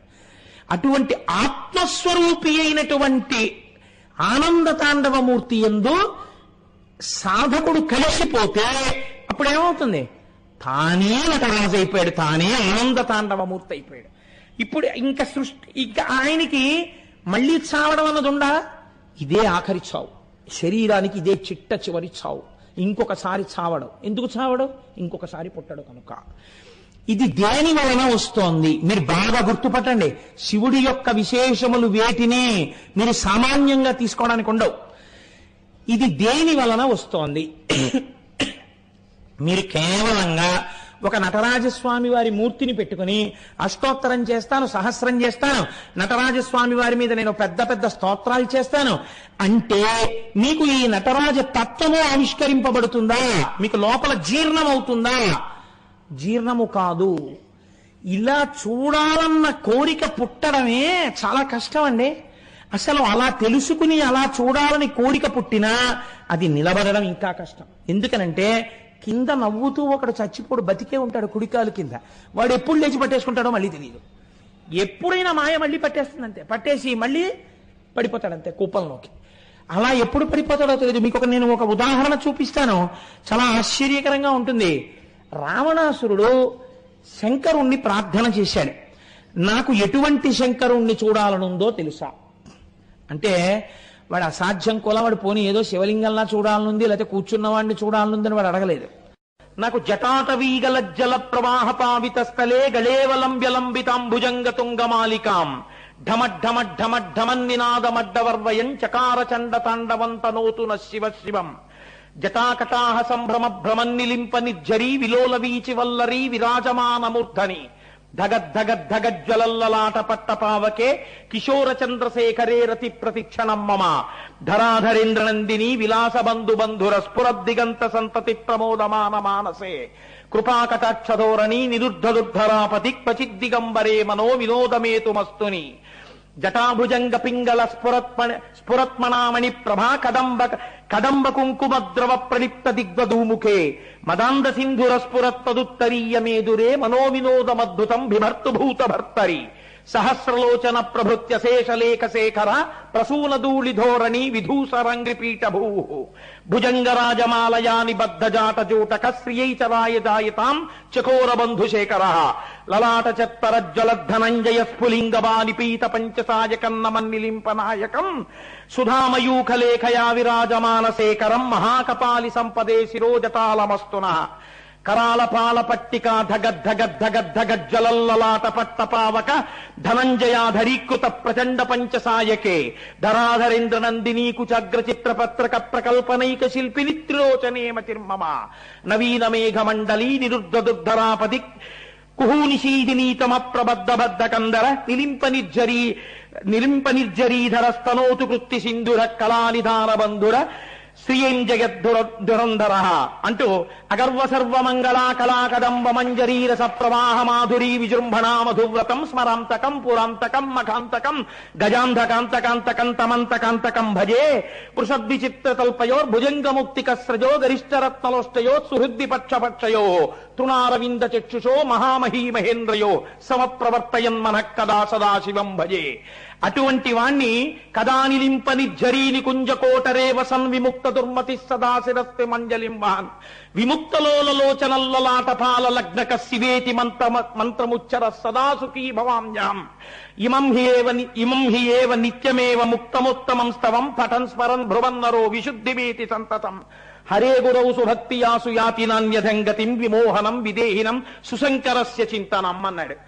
ఇంత చెప్పి జటాకటాహ సంభ్రమ భ్రమన్నిలింప నిర్జరి ఆనంద తాండవం చేస్తున్నప్పుడు ఆ జటాజూటంలో ఉన్నటువంటి గంగ బింది తిరుగుతున్నప్పుడు నీళ్లు ఎలా తిరుగుతాయో అలా తిరుగుతూ పైకి చిప్పిల్లుతున్నవాణ్ణి, జటలు అటు ఇటు ఊగిపోతున్నవాణ్ణి, ఆయన శరీరమును ఆశ్రయించి నిలబడలేక జారిపోతూ శరీరాన్ని గట్టిగా కరిచి పట్టుకున్న పావులున్నవాణ్ణి, ఆనంద తాండవం చేస్తున్నప్పుడు వేదికంతా భస్మతో నిండిపోయేటట్టుగా జలజలా రాలిపోతున్నటువంటి వాణ్ణి, పక్కన అమ్మవారు కూడా చూస్తూ నిలబడలేక సంతోషంతో లేచి తల్లి కూడా నాట్యం చేస్తుంటే జగత పితలం వందే అని ఇద్దరూ కలిసి చేస్తున్నటువంటి తాండవమున్న మూర్తిని ఏనాడు నేను గంగా తీరంలో స్నానం చేసి సైకతంలో కూర్చుని రెండు చేతులు శిరస్సు మీద పెట్టి కదానిలింప నిర్జరీని కుంజకోటరేవ సన్విముక్త దుర్మతి సదా శిరస్తమంజలింబాన్ నేను లోపల పంచాక్షరి మహామంత్రం చేస్తూ అలా చూస్తుంటే నాకు వారణాసి శిఖర గోపురముల మీద నుంచి 3 నేత్రములు కలిగినటువంటి ఆ ఆనంద తాండవమూర్తి అయిన శంకరుడు నాకెన్నడూ దర్శనమిస్తాడో నేను ఉవ్విళ్ళూరుతున్నాను, నాకు శంకరుడు గురువయ్యిట్లు దర్శనమిచ్చుగాక అని స్తోత్రం చేశాడు. ఇంత స్తోత్రం చేసినటువంటి రావణాసురుడు అలా నిలబడగలిగాడా? మీరు ఆలోచించండి. మీరు విన్నారు కదా జ్యోతిర్లింగాన్ని, రానా వెంట లంకకన్నాడు. ఏమైపోయింది మరి ఈ స్తోత్రం అంటే? అంతలో కమ్మింది మాయ. అడగడం కాదు, అడిగినవాడు నిలబడడం కూడా చాలా కష్టం. ఆ నిలబడడానికి శివానుగ్రహము ఉండి తీరాలి. శివానుగ్రహము కలిగిందా ఆయనే నడిపిస్తాడు. ఈ నడిపించడం అన్నది ఎంత చిత్రంగా ఉంటుందో తెలుసా అండి? శాస్త్రంలో పూర్వకాలంలో ఋషులు కర్మఠులై ఉన్నారు కొంతకాలం. కర్మఠులై ఉండడం అంటే వాళ్ళకి నమ్మకం ఏమిటంటే కేవలం కర్మ చేస్తే చాలు, ఫలితం వచ్చేస్తుంది. నేను మీకు చెప్పాను కదా, నటరాజస్వామి ముందు కూర్చుని పూజ చేసేస్తే నటరాజ తత్వము మీకు తెలిసిపోతుందా? మీరు ఆనంద తాండవమూర్తిగా మీరు మారగలరా? మీరు మారలేరు. మీరు ఎప్పుడు మారగలరు? మీరు దాని తత్వాన్ని తెలుసుకుని, మీ యొక్క యథార్థ స్వరూపాన్ని తెలుసుకుని, మాయ ఏమిటో తెలుసుకుని, గురుముఖత జ్ఞానాన్ని పొందితే అప్పుడు మీరు ఈశ్వరుడు యందు ప్రవేశించేటటువంటి అదృష్టం కలుగుతుంది. మీ స్వస్వరూప భాష కలిగి మీరు ఈశ్వరుడిగా నిలబడగలరు. ఇది కలగడానికి కేవల బాహ్య పూజ సరిపోతుందా? సరిపోదు. అలాని మానేయవచ్చా? మానేయకూడదు. ఇప్పుడు ఎక్కడ ఇబ్బంది వస్తుందంటే, కేవలము బాహ్య పూజ ఈ స్థితిని అందించగలదు అనుకుని మొదలు పెడితే అది ఆ స్థాయిని మీకు అందించలేదు. ఇప్పుడు దోషం ఎక్కడొస్తుందంటే, పూజ చెయ్యడంలో దోషం లేదండి. జ్ఞాని కూడా పూజ చేస్తాడు, హాయిగా చేయొచ్చు, తప్పేం లేదు. కానీ పూజ చేసేటప్పుడు ఈ పూజ పండి ఫలించి ఈశ్వరానుగ్రహంగా మారి నాకు జ్ఞానాన్ని ఇస్తుంది అని పూజ చెయ్యాలి తప్ప కేవలం ఈ పూజ నన్ను ధరించేసి ఈశ్వరుల్లో కలిపేస్తుందని అనుకుంటే కించిత్ పొరపాటు అయినట్టు. ఇప్పుడు చూడండి ఎక్కడ దోషం జరిగింది మునుల వలన. వాళ్ళు అన్నారు, మేము శివలింగానికి పూజ చేస్తే చాలు. వాళ్ళ భార్యలు ఎటువంటి వారు? వాళ్ళు స్త్రీలు. వాళ్ళకి ఉపాసన ఉందా? వాళ్ళు చేస్తారా పూజ? వాళ్ళు చేయరు. వాళ్ళు చేయకపోయినా వాళ్ళు ఏం చేశారు? వాళ్ళు చెయ్యకుండా వాళ్ళు అన్నారు, ఈశ్వర పూజ దేని కొరకు? ఈశ్వరానుగ్రహము కొరకు. ఆ ఈశ్వరుడు నిజమైన నేను నాది, దాన్ని చేరుకోవాలి తప్ప కేవలము పూజ రక్షించదు. పూజ చేత ప్రీతి పొందిన ఈశ్వర అనుగ్రహము మనని రక్షిస్తుంది అని వీళ్ళు నమ్మారు. వీళ్ళు ఆడవాళ్ళు, వాళ్ళు మగవాళ్ళు. వీళ్ళు భర్తలతో ఈ మాట చెప్పలేరు కదా ధైర్యంగా. అందుకని వీళ్ళు రోజు కర్మలంపటులై పూజ ఒక్కటే చేసేవారు, జ్ఞానం వైపుకి వెళ్ళలేదు. ఒకానొక నాడు అరణ్యంలోకి దర్భలు సేకరించుకుని, మారేడు దళాలు సేకరించుకుని, పువ్వులు సేకరించుకుని రావడం కోసమని వెళ్ళారు.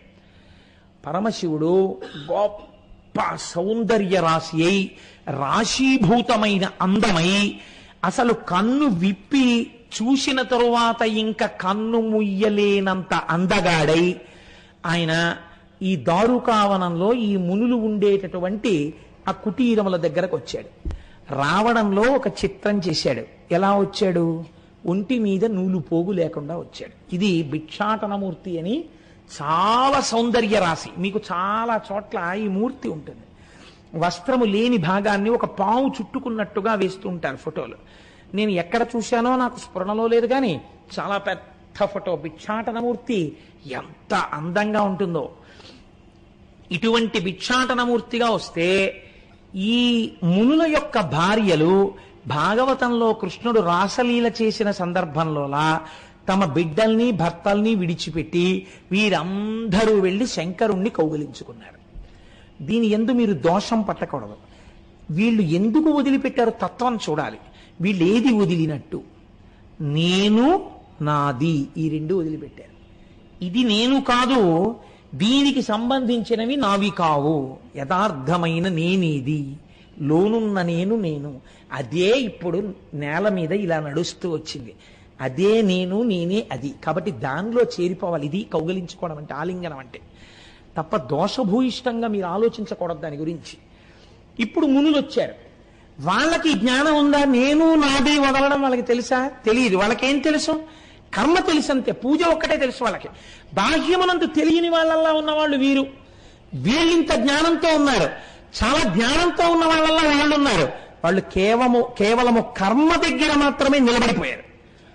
కాబట్టి ఇప్పుడు వాళ్ళకి ఎలా కనపడ్డాడు శివుడు? తమ భార్యలని ఎత్తుకుపోతున్న వాళ్ళ కనపడ్డాడు. ఇంత అందగాడిగా వచ్చి మా భార్యల్ని తన వెంట వేసుకుపోతున్నాడు రా అనుకున్నారు. కాబట్టి ఇప్పుడు వాళ్ళు ఏం నమ్మారు? వాళ్ళు కర్మని నమ్మారు. వాళ్ళకి సాక్షాత్తు శంకరుడు వచ్చాడ్రా, ఆనంద తాండవమూర్తిగా. ఈ సృష్టి ఆయనది, తాను సృష్టించిన వస్తువులు ఇవన్నీ. ఆయనకి కర్మ దారుకావనానికి వచ్చి మన భార్యలను ఎత్తుకెళ్ళడం ఆయనే అనుకుంటే ఇలాంటి వాళ్ళని ఎంతమందిని సృష్టి చేయగలడు అని వాళ్ళు అనుకోలేరు. ఎందుకని జ్ఞానము తగ్గింది, జ్ఞానము కలగలేదు. కలగకపోవడంలో వాళ్ళు వెంటనే హోమగుండాన్ని వ్రేల్చారు. వ్రేల్చి కర్మ చెయ్యడం మొదలుపెట్టారు. ఎటువంటి కర్మ? అభిషేక హోమం మొదలుపెట్టారు. అంటే అందులోంచి ఉగ్రమైన శక్తుల్ని పుట్టించారు. పుట్టించి ఇప్పుడు అందులోంచి మొట్టమొదట ఒక ఏనుగుని సృష్టించారు, పెద్ద ఏనుగుని సృష్టించి ఆ ఎదురుగుండా ఉన్నవాణ్ణి సంహరించు అని ఆయన మీదకి ప్రయోగించారు. ఇప్పుడు ఈ అగ్నిహోత్రాన్ని వ్రేల్చడం కోసమని చెప్పి వీళ్ళు వాడినటువంటి మంత్రములు ఏమున్నాయో శబ్దశక్తి కదండి పుట్టింది. అగ్నిలోంచి పుట్టాలంటే శబ్దశక్తి కదా పుట్టింది. ఈ శబ్దశక్తి ఎవరి వల్ల వచ్చింది? శివుడి వల్లే వచ్చింది, డమరుకలోంచి. ఇది వాడి సొత్తే వాడి మీద ప్రయోగిస్తే వాడి మీద ఎలా పనిచేస్తుందని వాళ్ళకి అర్థం కాలేదు. వాడు యజమానికి చెందిన వస్తువే ఒకటి కొత్తగా సృష్టించామని వాళ్ళు అనుకోలేరు. ఇది జ్ఞానం లేకపోవడం అంటే. ఇది భక్తి లోపించడం, జ్ఞానము లోపించడం, కేవలం కర్మఫలం కావడం. దిద్దుకోవాలి ఇది చాలా మంది లోకంలో. కాబట్టి ఇప్పుడు ఏమైంది? ఈ ఏనుగు శబ్దబలం దాని పని చేస్తుంది. అది శివుడి దగ్గరికి వెళ్ళింది. ఆయన ఏం చేశాడు? ఆనంద తాండవమూర్తి ఊర్ధ్వ తాండవమూర్తి అయ్యాడు. ఇప్పుడు ఇంకో కొత్త రూపం వచ్చింది.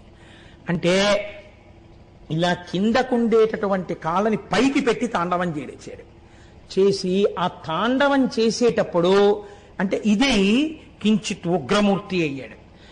మీరు ఎవరిది ఈ లోకమో తెలుసుకోకుండా, ఎవరి సృష్టి అయిన శబ్దము వలన ఇవి పుట్టాయో తెలుసుకోకుండా నాదాన్ని నా మీదకి పంపిస్తున్నారు. నాదాన్ని నా మీదకి నన్ను హోమ చేయడానికి పంపారా? మీవారు అనుకున్న వారు కూడా నారాయణై నేను తప్ప ఇంకోటి లేదని వారు నన్ను పొందారా? ఎవరిది ఉత్తమ భక్తి? మీ భార్యలది ఉత్తమ భక్తి. అది మీకు తెలియకపోగా నా మీద అభిచార హోమం చేసి ఏనుగుని పంపారు. ఊర్ధ్వతాండవమూర్తి అయి ఏనుగు యొక్క కడుపులో ఒక్క తన్ను తన్నాడు. అది చిన్నాభిన్నమైపోయి చిన్ని చిన్ని ముక్కలైపోయి అంతరిక్షంలోకి ఎగిరిపోయింది. ఆ ఏనుగు ఎగిరిపోతే వాళ్ళ కోపం వచ్చింది. కోపం వచ్చి మళ్ళీ వాళ్ళు అభిచార హోమం చేశారు. అంటే వాళ్ళ బుద్ధి ఎందో మార్పు రాలేదు. మళ్ళీ అంటే మారుతున్నా ఏనుగుని తన్నేసినా అదేంటి అలా తన్నేశాడు అంటే ఆయన శక్తివంతుడు అని నమస్కరిస్తే ఆయన వెంటనే వాళ్ళకి ఆ జ్ఞానం ఇస్తాడు. నీకు బుద్ధినిచ్చింది నమస్కారం చేయడానికే. అందుకే హర శబ్దము చేత పాపం పోవడానికి పాదములు పట్టాలి నమస్కారంతో. ఇది చేయలేదు. వాళ్ళు చెయ్యకుండా ఒక మృగాన్ని సృష్టించారు.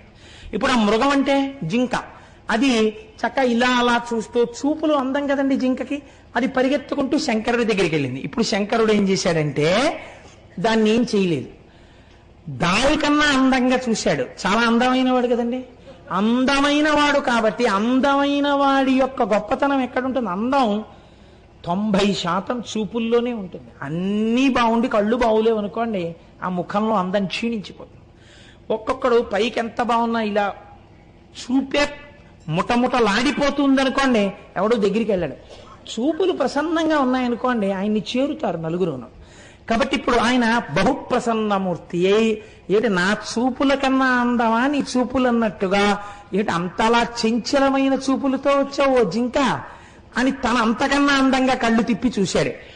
చూస్తే జింక అనుకుందిట, నేను ఇన్నాళ్ళు కళ్ళు తిప్పింత అందంగా చూసేదాన్ని నేనేని లోకంలో చెప్పుకున్నారు, నాకన్నా అందంగా కళ్ళు తిప్పి చూసేవాడు ఉన్నాడు, వీడి దగ్గర ఎలా చూడాలో నేర్చుకుందామని ముఖం ఎత్తి చూపులు నిలబడిపోయి ఆయన కదులుతున్న చూపులు చూసింది.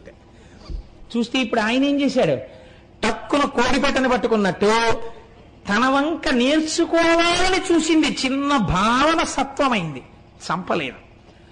టక్కన దాన్ని 4 కాళ్ళని పట్టుకుని ఇలా పైకెత్తో చేత్తో పట్టుకున్నాడు. మీరు చెప్తున్నారు కదండి రోజు, ధవలవపుషం ఇందోర్మండలేసన్నివిష్టం భుజగవలయహారం భస్మదిగ్ధాంగమీశం మృగల పరశు పాణిం. ఒక చేతిలో ఆ లేడీని పట్టుకున్నాడని చెప్తున్నారు కదా, అదే ఈ లేడీ. దారుకావనంలో పట్టుకున్న లేడే ఆ లేడీ. ఇప్పుడు ఆ లేడీని పట్టుకున్నాడు. ఇప్పుడు ఈ లేడీ ఏం చేస్తోందట, 4 కాళ్ళు పట్టుకున్నా గింజుకోవాలి, గింజుకుని దూకేద్దామని చూడాలి. అది అలా చేయట్లేదట. అది అలాగే ఉండిపోయింది చేతిలో.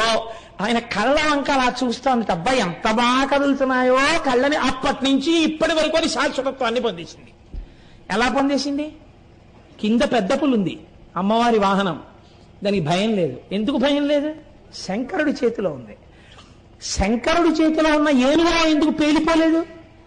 శంకరుడి చూపులు చూడడంలో మగ్నం అయిపోయి ఆనందాన్ని పొందుతూ ఆయన్ని చూస్తోంది. అలా చూస్తోంది కనుక శంకరుడు దాని జోలికి వెళ్ళలేదు, అలా చేత్తో పట్టుకున్నాడు. ఇందులో చాలా రహస్యాలు ఉంటాయండి. అందుకే హృదయ కమల మధ్యే సంతతం చింతయామి అంటారు. జింకని పట్టుకున్నాడు. ఇప్పుడు వాళ్ళు ఏం చేశారు? అన్నన్నన్నన్నా మనం ఇంత జింకని ప్రయోగిస్తే ఆయన పట్టేశాడు రా అని, ఈ మృగం కాదు మనం ఇంకొకటి విడిచిపెడదామని ఒక పెద్ద పులిని సృష్టించారు. ఆ పెద్ద పుల్ని ఆయన మీదకి విడిచిపెట్టారు. ఆయన ఏం చేశాడు? ఒక్క గుద్దు గుద్ది పగలగొట్టి దాని చర్మాన్ని ఊడదీసేసి దాన్ని తీసి వల్లవాటుకొక్కటి కట్టుటకొక్కటి వస్త్రార్థమిచ్చితి ఈశ్వర నీకు. మొన్న మానస పూజలో విన్నారు కదా, ఆ ఏనుగు తోలు కట్టుకున్నాడు, ఈ పులి చర్మం తీసి పైన వల్లవాటుగా ఉత్తరీయంగా కట్టుకున్నాడు. కట్టుకుని కూర్చున్నాడు. కూర్చునేటప్పటికీ వీళ్ళు చూశారు. అన్న ఇంకా మనం ఈయనేం చేయలేనురా, మనం చేసిన అభిచార హోమాలన్నీ పాడైపోయాయి, ఈయన ఇలా ఉన్నాడేమిట్రా మనిషి అని వెళ్ళప్పుడు నమస్కారం చేశాడు. చేస్తే ఈ మునులందరికీ ఆయన తత్వబోధ చేశాడు. అప్పుడు ఇది కాదురా అబ్బాయి, మీరు తెలుసుకోవలసినది ఆనంద తాండవమూర్తి అంతా మీరు చేరిపోవడం ప్రయోజనం. దానికి కేవల కర్మ కాదు, కర్మ జ్ఞానమునకు ఆలంబనం కావాలి. జ్ఞానమును పొందడానికి కర్మ చెయ్యాలి తప్ప కేవల కర్మ మిమ్మల్ని ఉద్ధరిస్తుందని చెయ్యరాదు. అది నువ్వు తెలుసుకో. అందుకేనండి సత్యనారాయణ స్వామి వారి వ్రత కథ అలా వెళ్ళడానికి కారణం అదే. మీరు చూడండి, ముందు నమ్మకం లోకంలో శాస్త్రం మీద ఎవరికి ఉండాలి? బ్రాహ్మణుడికి ఉండాలి, చదువుకునేవాడు వాడు కాబట్టి ముందు ఎవరు చేశారు సత్యనారాయణ వ్రతం? బ్రాహ్మణుడు చేశాడు. బ్రాహ్మణుడు చెయ్యగానే వాడికి ఐశ్వర్యం వచ్చింది. ఇప్పుడు అది ఎవరు చూశారు? సమాజంలో అట్టడుగున ఉన్నటువంటి ఒక కట్టెల మోపులు అమ్ముకునే వ్యాపారి చూశాడు. ఆయన కట్టెల మోపు అక్కడ పెట్టే ఆ వ్రతాన్ని అలా చూసి ప్రసాదం తిని, అయ్యా నేను చేసుకోవాలి, నాకు చేసుకోవాలని ఉందండి అన్నాడు. నువ్వేం చేయగలవు అన్నాడు ఆ బ్రాహ్మణుడు. అనలేదు. ఇది ఎలా చేసుకోవచ్చో కల్పం అంతా చెప్పి, ఇంకొక మాటలో చెప్పాలంటే ఈయనే చేయించినట్టు. ఇప్పుడు ఆయన ఏమయ్యాడు? ఆయన కూడా వైభవాన్ని పొందేశాడు. మధ్యలో క్షత్రియుడు రాజు, ఆయన ఏం చేశాడు? ఆయన వ్రతం చేసి ఆయన సంతానాన్ని పొందాడు. బ్రాహ్మణ బోధ చేత రాజుకి వేదమునందు విశ్వాసం కలగాలి, ఆయన అభ్యున్నతిని పొందాడు. కొంచెం అటూ ఇటూగా అనుమానంతో భగవంతుడితో బేరాలాడి వ్యాపారాలాడినటువంటి వాడు ఎవరున్నాడు? ఆయన ఏం చేశాడు? సంతానం కలిగితే చేస్తానన్నాడు. సంతానం అన్నాడు కానీ మగపిల్లాడు అనలేదుగా. ఈశ్వరుడు ఆడపిల్లనిచ్చాడు. ఆడపిల్లనిస్తే అభ్యంతరం ఏముందండి? ఆడపిల్ల కడుపున మగపిల్లాడు పుడితే రోహితుడు పుట్టేసినట్టే, కొడుకు పుట్టినట్టే. కానీ ఇప్పుడు ఏం చేశాడు ఆయన? ఇప్పుడు ఆయన ఆడపిల్ల పుట్టింది కదా, ఇప్పటికే చాలా ఖర్చు, ఏదో పెళ్లి చెయ్యాలి, ఏదో లెక్కలు వేసుకుని తర్వాత చూద్దాం పెళ్లిలో చేద్దాం అన్నాడు. పెళ్లిలో చేశాడా? చేయలేదు. అబ్బో ఆ తర్వాత ఎన్ని వచ్చాయి మీకు తెలుసు. ఇప్పుడు నేను కథ అంతా చెప్పడం ఎందుకు? ఇన్ని కష్టాలు వచ్చినా నిలబడలేదు. ఆఖరణ ప్రసాదం పుచ్చుకోకుండా వస్తే పడవ ముంచేశాడు. ప్రసాదం అంటే ఏమిటి? ఈశ్వర అనుగ్రహమునకు ప్రసాదం అని పేరు. ప్రసాదం తింటే లోపలికి వెళ్ళి మనస్సులో ఆరోవంతుగా మారి బుద్ధిగా మారి, ఆ బుద్ధి చేత ఇప్పటి వరకు మీరు పడుతున్న కష్టానికి తెలియనటువంటి పరిష్కారం మీ మనస్సులోని గోచరమై మీరు ఆ పని చేయడం వల్ల మీ కష్టం తీరిపోతుంది. అయ్యో ఇన్నాళ్ళు తెలియలేదండి, ఇంత చేస్తే ఇదిగో ఆయన దగ్గరికి వెళ్తే అయిపోయిందండి పని అంటే. ఇది ఎక్కడి నుంచి వచ్చింది? ప్రసాదము ద్వారా వచ్చినది. అందుకే మన సనాతన సంప్రదాయమునందు పులిహార లోపలికి తీసుకెడుతుంటే కళ్ళకద్దుకోరు, నైవేద్యం పెట్టి బయటికి తీసుకొస్తే కళ్ళకద్దుకుని నోట్లో వేసుకుంటాం. ప్రసాదం అంటే ప్రసాదమే మనకి. అంతేకాని ఈశ్వరుడు తిన్నాడా అండి, ఎందుకు పెట్టడం అండి, ఇలాంటి వెర్రి మాటలు చేతకాక ఋషులు పెట్టలేదు నైవేద్యాన్ని. ఆయన దృష్టి చేత అనుగ్రహిస్తాడు రా అని చెప్పింది శాస్త్రం. ఒకవేళ నిజంగా నువ్వు భక్తితో పెడితే తింటాడేమో. అటుకులు అడిగి అడిగి మరీ కుచేలుడి దగ్గర తినలా. మీకు నేను ఒక యథార్థం చెప్తున్నానండి, మీరు పూనికతో నైవేద్యం పెట్టండి, అనుకోకుండా మీ ఇంటికి ఆ రోజున ఎవరో ఒకరు వచ్చి తింటారు ప్రసాదం. ఖచ్చితంగా జరుగుతుంది. ఈశ్వరుడు ఢమరుక అవన్నీ పట్టుకుని వచ్చేయక్కర్లేదు. ఎవరి రూపంలోనో వస్తాడు. మీకు ప్రసాదం ఈయనకి ముందు పెడదామనిపిస్తుంది. ఇంత పళ్ళెంలో పెడతారు. అబ్బా కోటేశ్వరాలు మంచి వేళకు వచ్చానండి, ఎంత అదృష్టం అండి, వాళ్ళకు ప్రసాదం దక్కింది అని ఆయన ప్రసాదం ఆయనే కళ్ళకత్తుకుని నోట్లో వేసుకుంటాడు. అది ఆయనే ఈయనగా వచ్చాడని మీరు గుర్తించాలి. ఈశ్వరుడు అలా వచ్చి స్వీకరించి మీకు వ్రతఫలాన్ని ఇస్తాడు ఒక్కొక్కసారి. కాబట్టి ఈ కర్మ జ్ఞానమునకు దారి తీయాలి. మీ ఎడల అలా జరగలేదు. జరగకపోవడం దీనికి అంతటికీ కారణమైందని స్వామి ఇప్పుడు వీటిని తీసుకుని తాను చేతులలో ఆభరణములుగా ధరించారు. ఎందుకు ఇవి ధరించాలి? ఏదో ఋషులు ప్రయోగించింది, ఇప్పుడు ఎందుకంటే అవన్నీ పట్టుకుని అప్పటి నుంచి ఇప్పటి వరకు అలా కూర్చోవడం.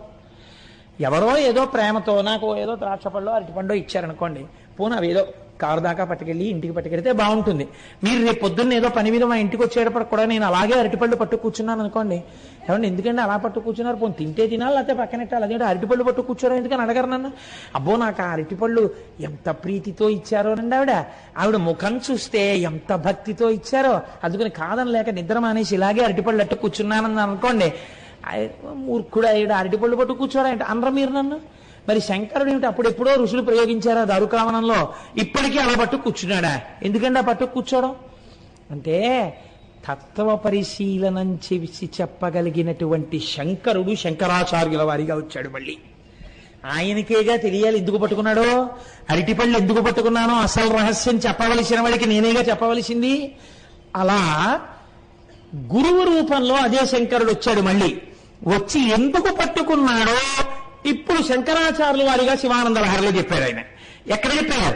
కరలగ్న మృగ కరేంద్రభంగో ఘన శార్దూల విఖండనోస్తజంతు గిరిశో విశదాకృతిశ్చ చేతః కుహరే పంచముఖోస్తి మే కుతోభైః అని ఒక శ్లోకాన్ని రచన చేశారు. కరలగ్న మృగ, చేతితో పట్టుకోబడినటువంటి మృగమున్నవాడు. మరి మీరు ధ్యాన శ్లోకం చెప్తున్నారు కదండి ఇప్పటికీ అదే. ఈ మృగమునకు అర్థం ఏమిటో తెలుసండి? ఇది చించలమై ఉంటుంది. జింక లేదా లేడీ ఎప్పుడూ కూడా ఇలా పరిగెడుతుంది, ఆగుతుంది, చూస్తుంది, పరిగెడుతుంటుంది. భీతహరిణ అంటారు. భయంతో అలా పరుగులు తీస్తూ ఉంటుంది, ఆగుతూ ఉంటుంది, వెడుతూ ఉంటుంది, చంచలత్వంతో ఉంటుంది తప్ప ఎప్పుడో చోట స్థిరంగా అలా నిలబడి ఓ ఏనుగులాగో అలా ఏం ఉండదు. ఇప్పుడు ఈ జింకని వేటాడేటప్పుడు సింహానికో లక్షణం ఉంటుంది. అది ఏం చేస్తుంది అంటే జింకని చంపేటప్పుడు అదే పనిగాను హీన ప్రకృతితో చంపదు. సింహం చంపితే సింహంలాగే చంపుతుంది, ఒక్క దెబ్బ కొడుతుంది అంతే. అసలు కొట్టక్కర్లేదండి. పరిగెడుతున్నటువంటి లేడి మీదకి రెండు ముందు కాళ్ళు పైకెత్తి దాని కడుపు కింద వరకు పంజాలో గోళ్ళు విచ్చి పట్టుకునేటప్పటికీ చచ్చిపోతుంది లేడీ. మీద సింహం పడిపోయిందని తెలియగానే ఇప్పుడు అది ఏం చేస్తుందంటే తన నోట కరుచుకుని చేత్తో ఎత్తినట్టుగా పట్టుకుని రెండు చేతులతో ఎత్తుతో గుహలోకి ఈడ్చుకుపోతున్నాడు. ఈశ్వరా, మీరు ఒక సింహమై ఆ మృగమును పట్టియున్నారు. కరీంద్రభంగో, సింహము ఏనుగుని ఎలా చంపుతుందో అలా మీరు ఒక ఏనుగుని చంపారు. ఘన శార్దూల విఖండనోస్త జంతు, మీరు ఒక పెద్ద పులిని సింహం ఎలా చంపుతుందో అలా చంపి దాని తోలు తీసి కట్టుకున్నారు. గిరిశో విశదాకృతిశ్చ చేతః, ఈ సింహం కొండ గుహలో ఉంటుంది, మీరు హిమాలయ పర్వతాల మీద గుహలో ఉంటారు. కుహరే పంచముఖోస్తి మే కుతోభీః, ఈ గుహ ఎక్కడుందో శంకరాచార్యుల వారు మార్చేశారు. ఎంత చిత్రం చేశారంటే ఇక్కడ రహస్యం చెప్తున్నారు. ఋషులు ప్రయోగించింది శివుడు ఎందుకు పట్టుకున్నాడు. చంచలమైనటువంటి మృగము చంచలత్వమును ఎప్పుడు మానేసింది? ఎప్పుడు మానేసిందండి? కదలడం జింక కళ్ళు కూడా తిప్పడం ఎప్పుడు మానేసింది? శివుడు చూపుల వంక తాను చూడడం వచ్చినప్పుడు ఇంకా తాను కదలడం మానేసి చక్కగా ఆయన చేతిలో తన 4 కాళ్ళు ఉండిపోతే అలా చూస్తోంది. శంకరుడి కన్నుల వంక చూడడం నేర్చుకుంది. నీ మనస్సనబడేటటువంటి చంచలమైన మృగము కూడా అటు ఇటు తిరగడం ఎప్పుడు మానేస్తుందో తెలుసా? నువ్వు కూడా శివుడి పాదముల దగ్గర చేరినప్పుడు సింహమనబడేటటువంటి పరమశివుడు ఆ లేడి యొక్క 4 కాళ్ళని కలిపి పట్టుకున్నప్పుడు ఆయన కన్నుల వంక చూడని నీకు అలవాటైపోతే శివుడి ముఖమండలాన్ని చూడ్డం నీకు అలవాటైతే, శివుడికి ఏమని వేశారు పేరు? పంచముఖోస్తి. పంచముఖం అన్నారు. పంచముఖం అంటే 5 ముఖాలు ఉన్నది, 5 ముఖాలు ఉన్నవాడు శివుడు. ఇక్కడ పంచముఖం అంటే వెడల్పైన ముఖం ఉన్నది అని. సింహానికి ముఖం చాలా వెడల్పుగా ఉంటుంది, శరీరం చాలా సన్నగా ఉంటుంది. నడుము చూడండి, సన్నగా ఉంటుంది. అందుకే మనం పంచపాత్ర అంటాం. పంచపాత్ర పట్టరారా, సంధ్యావందనం చేసుకుంటానంటారు. పంచపాత్ర అంటే ఏమిటి? పైన వెడల్పుగా ఉంటుంది, ఇలా సన్నగా ఉండి కిందకి సన్నగా ఉంటుంది. ముఖం పంచ అంటే విశాలంగా ఉంటుంది కాబట్టి పంచాస్యము పంచపాత్ర. ఇలా విశాలమైనటువంటి ముఖమున్నటువంటి శంకరుడి ముఖాన్ని చూడడం వచ్చినటువంటి జింక చలనము లేకుండా ఆగినట్టు, ఎప్పుడూ చంచలత్వాన్ని పొందినటువంటి మనస్సు చంచలత్వమును విడిచి స్థిరత్వాన్ని పొందేది ఎప్పుడు? శంకరుణ్ణి చూడడం వచ్చినప్పుడు. ఇప్పుడు నువ్వు ఆయన్ని పట్టుకోవడానికి వచ్చి నిలబడి ఒక్కసారి అలా చూస్తే, ఇదొక్కటి నువ్వు చూస్తే చాలు, ఆయనే పట్టుకుని ఇలా తన చేతిలో పట్టుకుంటాడు. ఇంకా నువ్వు అది చూస్తూ ఉండిపోతావు అంతే. ఆ చూపుల ఆనందాన్ని పొందుతూ ఆనంద తాండవమూర్తిలో ఒక మృగం కలిసిపోయింది. నువ్వు కూడా ఒక్కసారి ఆయన వైపుకు పరిగెత్తాలి, మృగం పరిగెత్తినట్టు. ఆయన వైపుకు నీ మనస్సు పరిగెత్తి ఆయన పాదములు పట్టుకునే ప్రయత్నం నువ్వు చేస్తే, ఒక నామం చెప్తే, ఒక తుమ్మి పువ్వు వేస్తే, ఒక బిల్లదయం వేస్తే, ఒక జిల్లేడు పువ్వు వేస్తే, ఒక శివాష్టోత్తరం చెప్తే, ఒక శరణాగతి చేస్తే ఆయన నిన్ను పట్టుకుంటాడు. ఇప్పుడు నువ్వేం చేస్తావు? ఆయన చూపులతో నీ చూపులు కలిసి అలా ఉండిపోతావు అంతే. కాబట్టి ఈశ్వర మాకు బోధ చేస్తున్నావు, అందుకు పట్టుకున్నావు ఆనాటి నుంచి ఈనాటి వరకు మృగాన్ని. మరి అటువంటి వాడివి కరీంద్రభంగో, ఏనుగుని మాత్రం చంపేశామే. ఏనుగుని చంపేసి దాని తోలు తీసుకొచ్చి ఒంటికి కట్టుకున్నావెందుకు అంటే, ఈశ్వర ఏనుగనబడేటటువంటిది ఎప్పుడూ అజ్ఞానమునకు ఊర్ధముఖ చలనము చేయకుండా సంసారమునకు అంటిపెట్టుకుని ఉండేటటువంటి మోహ లక్షణమునకు ప్రతీక. ఏనుగు ఎందుకు ఎక్కువ ఎత్తు ఎగరలేదు? తన ఒంటి బరువే దానికి కారణం. అలా మనం ఎందుకు ఊర్ధముఖ చలనం చెయ్యలేమో? మనము సంసారమునందు మగ్నులమైపోవడం, అజ్ఞానంలో మగ్నులమైపోవడం, మోహమునందు మగ్నులమైపోవడమే కారణం. ఎవరు పైకెత్తుతారు? ఈశ్వరుడు ఎత్తుతాడు. ఈ మోహమును పటాపంచలు చేసి చీల్చి చెండాడి జ్ఞానమిచ్చి మిమ్మల్ని తనకి ఆభరణంగా మార్చుకుంటాడు. ఏనుగుతోలు తాను కట్టుకున్నాడు. కాబట్టి ఈ స్థితిని నీకు ఇవ్వగలనని చెప్పడానికి ఈశ్వరా మీరు ఏనుగుతోలు కట్టుకున్నారు. పైకి వాళ్ళు అభిచారిక హోమం చేసినా మాకు ఇవన్నీ నేర్పడానికి నువ్వు కట్టుకున్నావు తండ్రి. కాదు, ఘన శార్దూల విఖండనోస్తు జంతు. మరి పెద్ద పుల్ని ఎందుకు చంపావు? దాని చర్మం ఎందుకు చేశావు? భేదభావం అనేటటువంటి అజ్ఞానమునకు ప్రధానమైనటువంటిది ఏది ఉన్నదో ఆ భేదభావమును తొలగించడమే పులిని చంపుట. పులి ఏం చేస్తుందంటే, పులి అంటేనే క్రూరం, సింహం అలా ఉండదు. పులి వేటాడడానికి సింహం వేటాడడానికి చాలా తేడా ఉంటుంది. పులి ఒక మృగాన్ని చంపి దాన్ని అక్కడ ఉంచి కుళ్ళిన తర్వాత కూడా పులి తింటుంది. సింహం అలా తిందు. క్రాసములేక సృక్కినను అని సింహం మీద పద్యం. ఆఖరికి అన్నం లేక నీరసించిపోయినా ఏనుగు కుంభస్థలంలో మాంసం తినాలని ఆశపడుతుంది, కానీ గుంటనక్కని వేటాడి బతుకుదామని సింహం అనుకోదు. సింహం సింహమే. కాబట్టి అన్నీ తనదైన మృగరాజు సింహం. ఈశ్వర మీరు సింహం. మరి మీరు పులిని ఎందుకు చంపారు? పులి అంటే భేదభావము, క్రౌర్యము. క్రౌర్యమునకు కారణం ఎక్కడి నుంచి వచ్చింది? భేదములోంచి వచ్చింది. వాడు వేరు, తాను వేరు. ఈ వేరేది ఎక్కడ కనపడినా దాని పర్యవసానము క్రోధమునందో కామమునందో. కామానికి అక్క చెల్లెలు క్రోధం. ఏదో రకంగా కోపము, భేదము, శత్రుత్వము, వైషమ్యము, ద్వేషించుట ఇవి వచ్చి తీరుతాయి. అంతా ఒక్కటే అన్ననాడు, అన్నీ అదే అయిన నాడు మీరు ఎవరిని భేదభావంతో చూస్తారు? అన్నీ వాడయ్యున్నాడు. ఈ అన్నీ వాడయ్యున్నాడన్న పరమసత్యాన్ని చెప్పడం, దాన్ని చంపి తోలు ఊడదీసి తాను కట్టుకోవడం, ఇప్పుడు అది పవిత్రమైపోయింది. ఈ భేదభావాన్ని నిర్మూలించడం, పులిని చంపడం. అటువంటి వాడివి ఆ సింహం ఎక్కడ పడుకుంది? పర్వత గుహలో పడుకుంది. నువ్వెక్కడ పడుకున్నావు? ఈశ్వర, నీవు కూడా పర్వత గుహలో పడుకుంటావు. నువ్వు పడుకున్నటువంటి పర్వత గుహ ఎక్కడున్నదో తెలుసా? ఇక్కడే నా హృదయం అనబడేటటువంటి పర్వత గుహ యందు నీవు పడుకుని ఉన్నావు. పడుకుని నువ్వు నోరు తెరిచి ఇలా 2 పాదాలు ముందుకేసి నువ్వు నోరు తెరిచి నాల్క జాపి నువ్వు అలా చూస్తూ ఉంటే ఈ పులి కాని, ఈ మృగం కాని, ఈ ఏనుగు కాని ఇవి ఏమైనా పనికొస్తాయా? పంచముఖోస్తి మే కుతో భీహి. ఇంకా నాకు భయం ఎందుకు? ఇప్పుడు నాకు భయం ఎక్కడుంది? ఇప్పుడు నాకు భయం లేదు. ఏమీ లేదు, ఉన్నదొక్కటే పదార్థం. ఏకమేవా అద్వితీయం బ్రహ్మ, పూర్ణమైన అద్వైత స్థితి. కాబట్టి ఇప్పుడు భయం ఎందుకు?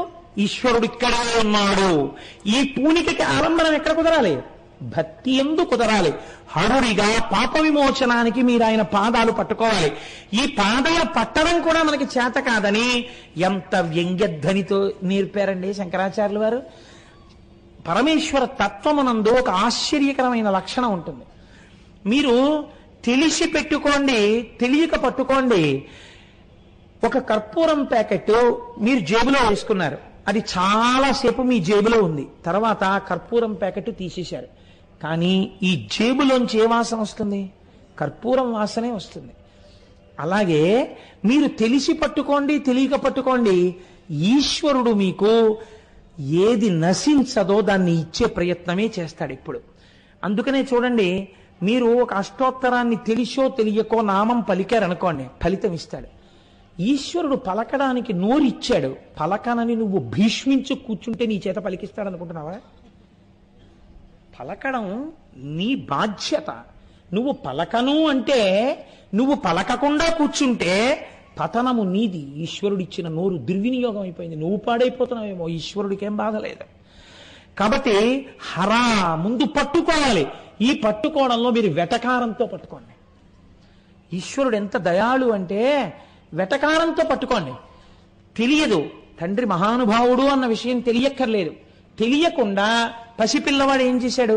నాన్నగారు ఏదో చదువుకుంటుంటే పాదాల దగ్గరికి వచ్చి కూర్చుని, నాన్నగారి పాదాల దగ్గర కూర్చుని వాడు నాన్నగారి పంచ అంచు పట్టుకుని ఏదేదో మాట్లాడుతూ ఆ అంచు మీద చుక్కలన్నింటినీ చూసి అంటూ వాటితో ఆడుతూ పాదాల మీద పడుకుని ఆ పాదాలు చప్పరిస్తూ పడుకున్నాడు. తండ్రి ఏం చేస్తాడు? వాడు పడుకుంటే పడుకున్నాడులే, పాదాల మీద నూరుకుంటాడా? గభాలన వాడు ఏ బొటన వేలునో ఏ కాలి వేలునో నోట్లో పెట్టుకుంటే ఆ మట్టితో పాటు కొన్ని సూక్ష్మాంగ జీవులు వాడి కడుపులో కెడితే రేపు పొద్దున్న వాడికి వాంతులవుతాయో అతిసారం వస్తుందో అని, అలా నానా తప్పు, కాళ్ళు నాక్కూడదు అని గభాలన తీసి తొడ మీద కూర్చోబెట్టుకున్నాడు. చేయరాని పని, తప్పైన పని, బిడ్డడు అజ్ఞానంతో చేసిన పైకెత్తి తండ్రి తొడ మీద కూర్చోబెట్టుకోవాలా? అలా నువ్వు వ్యంగ్యంతో చేసినా, వెటకారంతో చేసినా, ఈశ్వరుడి జోలికి వెళ్ళినప్పుడు మాత్రం ఈశ్వరుడు నిన్ను తనలోకి చేర్చుకునే ప్రయత్నం చేస్తాడు. పోన్లే ఇలాగైనా అన్నాళ్ళేరా నా మాట అంటట. ఎంత దయాళువు చూడండి. కాబట్టి ఇది చాలా చిత్రంగా ఉంటుందండి. ఎన్నడూ తల్లిదండ్రులు జ్ఞాపకం రానివారు అసలు తండ్రి గారిని ఏ ఫంక్షన్కి పిలవలేదు. ఆయన గుడ్ల నీరు కుక్కుని పాపం ఉండిపోయాడు. ఉండిపోతే 10 మంది ఏటయా మీ అబ్బాయి నిన్ను పిలవాలంటే తండ్రివి వెళ్ళక అందరం బయలుదేరుతున్నావు, నువ్వు ఒక్కడి ఉండిపోవడం బాగాలేదురా అన్నాడు. అని బాగా దగ్గర స్నేహితుడు ఎవరో, అలా ఉండిపోవడం బాగోలేదు అబ్బాయి, రా తీసుకెళ్తాను, ఎందుకు పలకరించడం చూస్తాను అని తీసుకెళ్ళాడు. ఈయనతో కలిసి ఈయన కారు దిగి లోపలికి వస్తుంటే ఈయన ఏమైనా అనుకుంటాడేమోనని తండ్రిని చూసి, నాన్నగారు ఏమిటండో పిలవకపోయినా వచ్చారు, బాగున్నారా అన్నాడు కొడుకు. ఈ మాటకి తండ్రి ఏమంటాడో తెలుసా అండి? పిలవకపోయినా వచ్చారా అన్నాడు అనుకోడు. పోన్లేరా బాబు, ఇన్నాళ్ళకి ఎన్నాళ్ళయిందో వాడు నాన్నగారండి అని పిలవడం విని నాన్నగారు వచ్చారా అన్నాడు రా వాడి నోటితో. చాలా ఎన్నాళ్ళయిందిరా వాడు ఆ పిలుపు నాన్నగారు అని పిలిస్తే, నన్ను ధన్యుణ్ణి చేశావురా తీసుకెళ్ళినందుకు. ఎలా అంటే అన్నయ్య వాడు నాన్నగారు అని పిలిచి నేను చూసి ఎన్నాళ్ళయిందిరా, ఇన్నాళ్ళకి విన్నాను రా, చాలు నేను వచ్చినందుకంటాడు. ఇది ఎందుకు వచ్చింది? తండ్రి హృదయం, ఈశ్వర హృదయం అంతే. ఇదైనా మనకి చేత కాదేమో అని శంకరాచార్యులు వారు ఈ స్థాయిలో కూడా మాట్లాడే ప్రయత్నం చేశారు. కనీసం ఈ వెటకారాన్ని ఇంటికెళ్ళి చెప్పుకుంటారేమో, శంకరాచార్యులు వారు ఇలా వెటకారం ఆడారని. ఎవరు శంకరాచార్యులు వారు? శంకరుడే. కాబట్టి తనని తానే వెటకారం ఆడుకుంటే మనము వెటకారం ఆడితే ఆ వెటకారం వినైనా పోన్లే నన్ను తలుచుకున్నాడని పొంగిపోయి శంకరుడు వాళ్ళని దగ్గరికి లాగుతాడని వెటకార ధ్వనితో కూడిన నిందాస్తుతి కూడా చేశారండి మహానుభావుడు. అశనంగరళం ఫణీకలాపో వసనం చర్మచ వాహనం మోక్ష మమ దాస్యసి కిమస్తి శంభో తవ పాదాంబుజ భక్తిమేవ దేహి. శంకరాచార్యులు వారే పరమశివుడి దగ్గర కూర్చున్నట్టు నేను చెప్తుంటాను కదా, ఒక నాటకీయ సన్నివేశాన్ని సృష్టించడంలో శంకరాచార్యులు వారే సాటి. ఆయన ఎటువంటి సృష్టి చేశారంటే, ఒకనాడు ఆదిశంకరాచార్యులు వారు శంకర దర్శనానికి వెళ్ళారు. విడితే ఇప్పుడు తండ్రి కొడుకు కదా, ఆ రామాయ్ అన్నారు. ప్రణిపాతం చేసి నమస్కారం చేసి శంకరాచార్యులు వారు అలా కింద కూర్చున్నారు.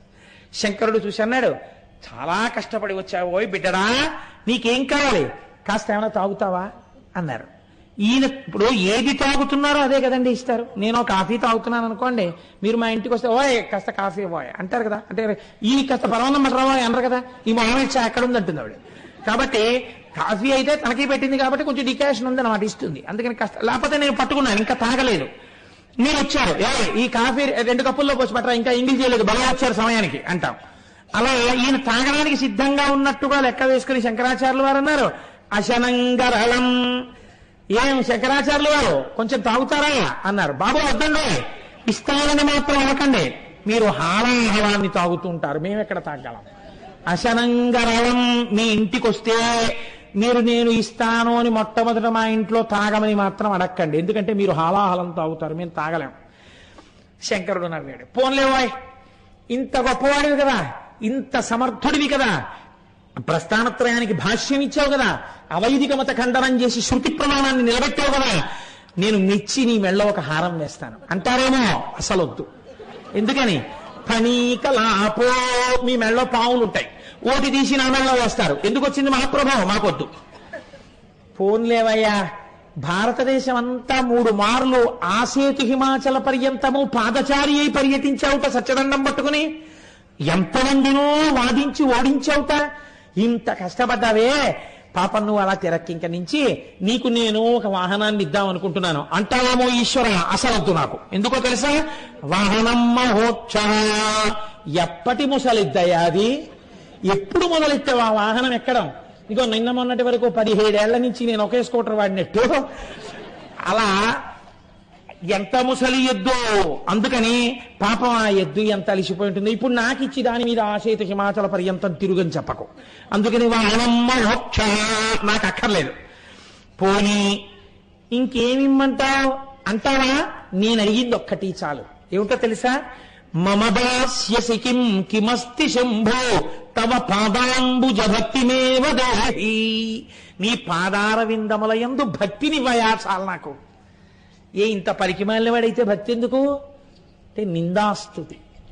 ఇలా అయినా కనీసం అంటే మిగిలింది ఏమీ అర్థం కాకపోయినా శంకరాచార్యులు వారు శంకరుడికి వంక పెట్టి మాట్లాడిన విషయం బాగా గుర్తుండిపోతే, కనీసం ఇంటికెళ్ళి మళ్ళీ పలహారం చేసేటప్పుడు ఏమండోయ్ శంకరుణ్ణి శంకరాచార్యులు వారి ఇంటికి వెడితే ఎలా మాట్లాడారో తెలుసా, ఇవాళ ఆయన ఉపన్యాసంలో చెప్పాడు అని ఒకసారి మళ్ళీ ఇది తలుచుకుంటే ఎలా అంటే, ఒక్కసారి శంకరుడు హాలాహలం తాగుతాడు, అది లోకం కోసమే కదా తాగాడు, హాలాహలం తాగడం ఇవన్నీ వాడు స్ఫురణ చేసుకున్నాడు కదా అని ప్రాసంగిక పుణ్యము అన్న పుణ్యాన్ని వాడి ఖాతాలో వేసేసి వాడు ఇంకా ఇంకా ఆయన నామం చెప్పేటట్టుగా అనుగ్రహించేస్తాట.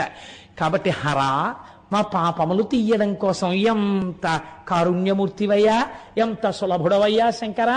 కాబట్టి అంతటి సులభము నా హృదయ గుహలో కూర్చుని నువ్వు నోరు తెరుచుకుని ఉండగా నాకు భీతి ఎందుకు, నాకు భయం ఎందుకు, నువ్వే నన్ను కాపాడుకుంటావన్నారు శంకర భగవత్పాదులు.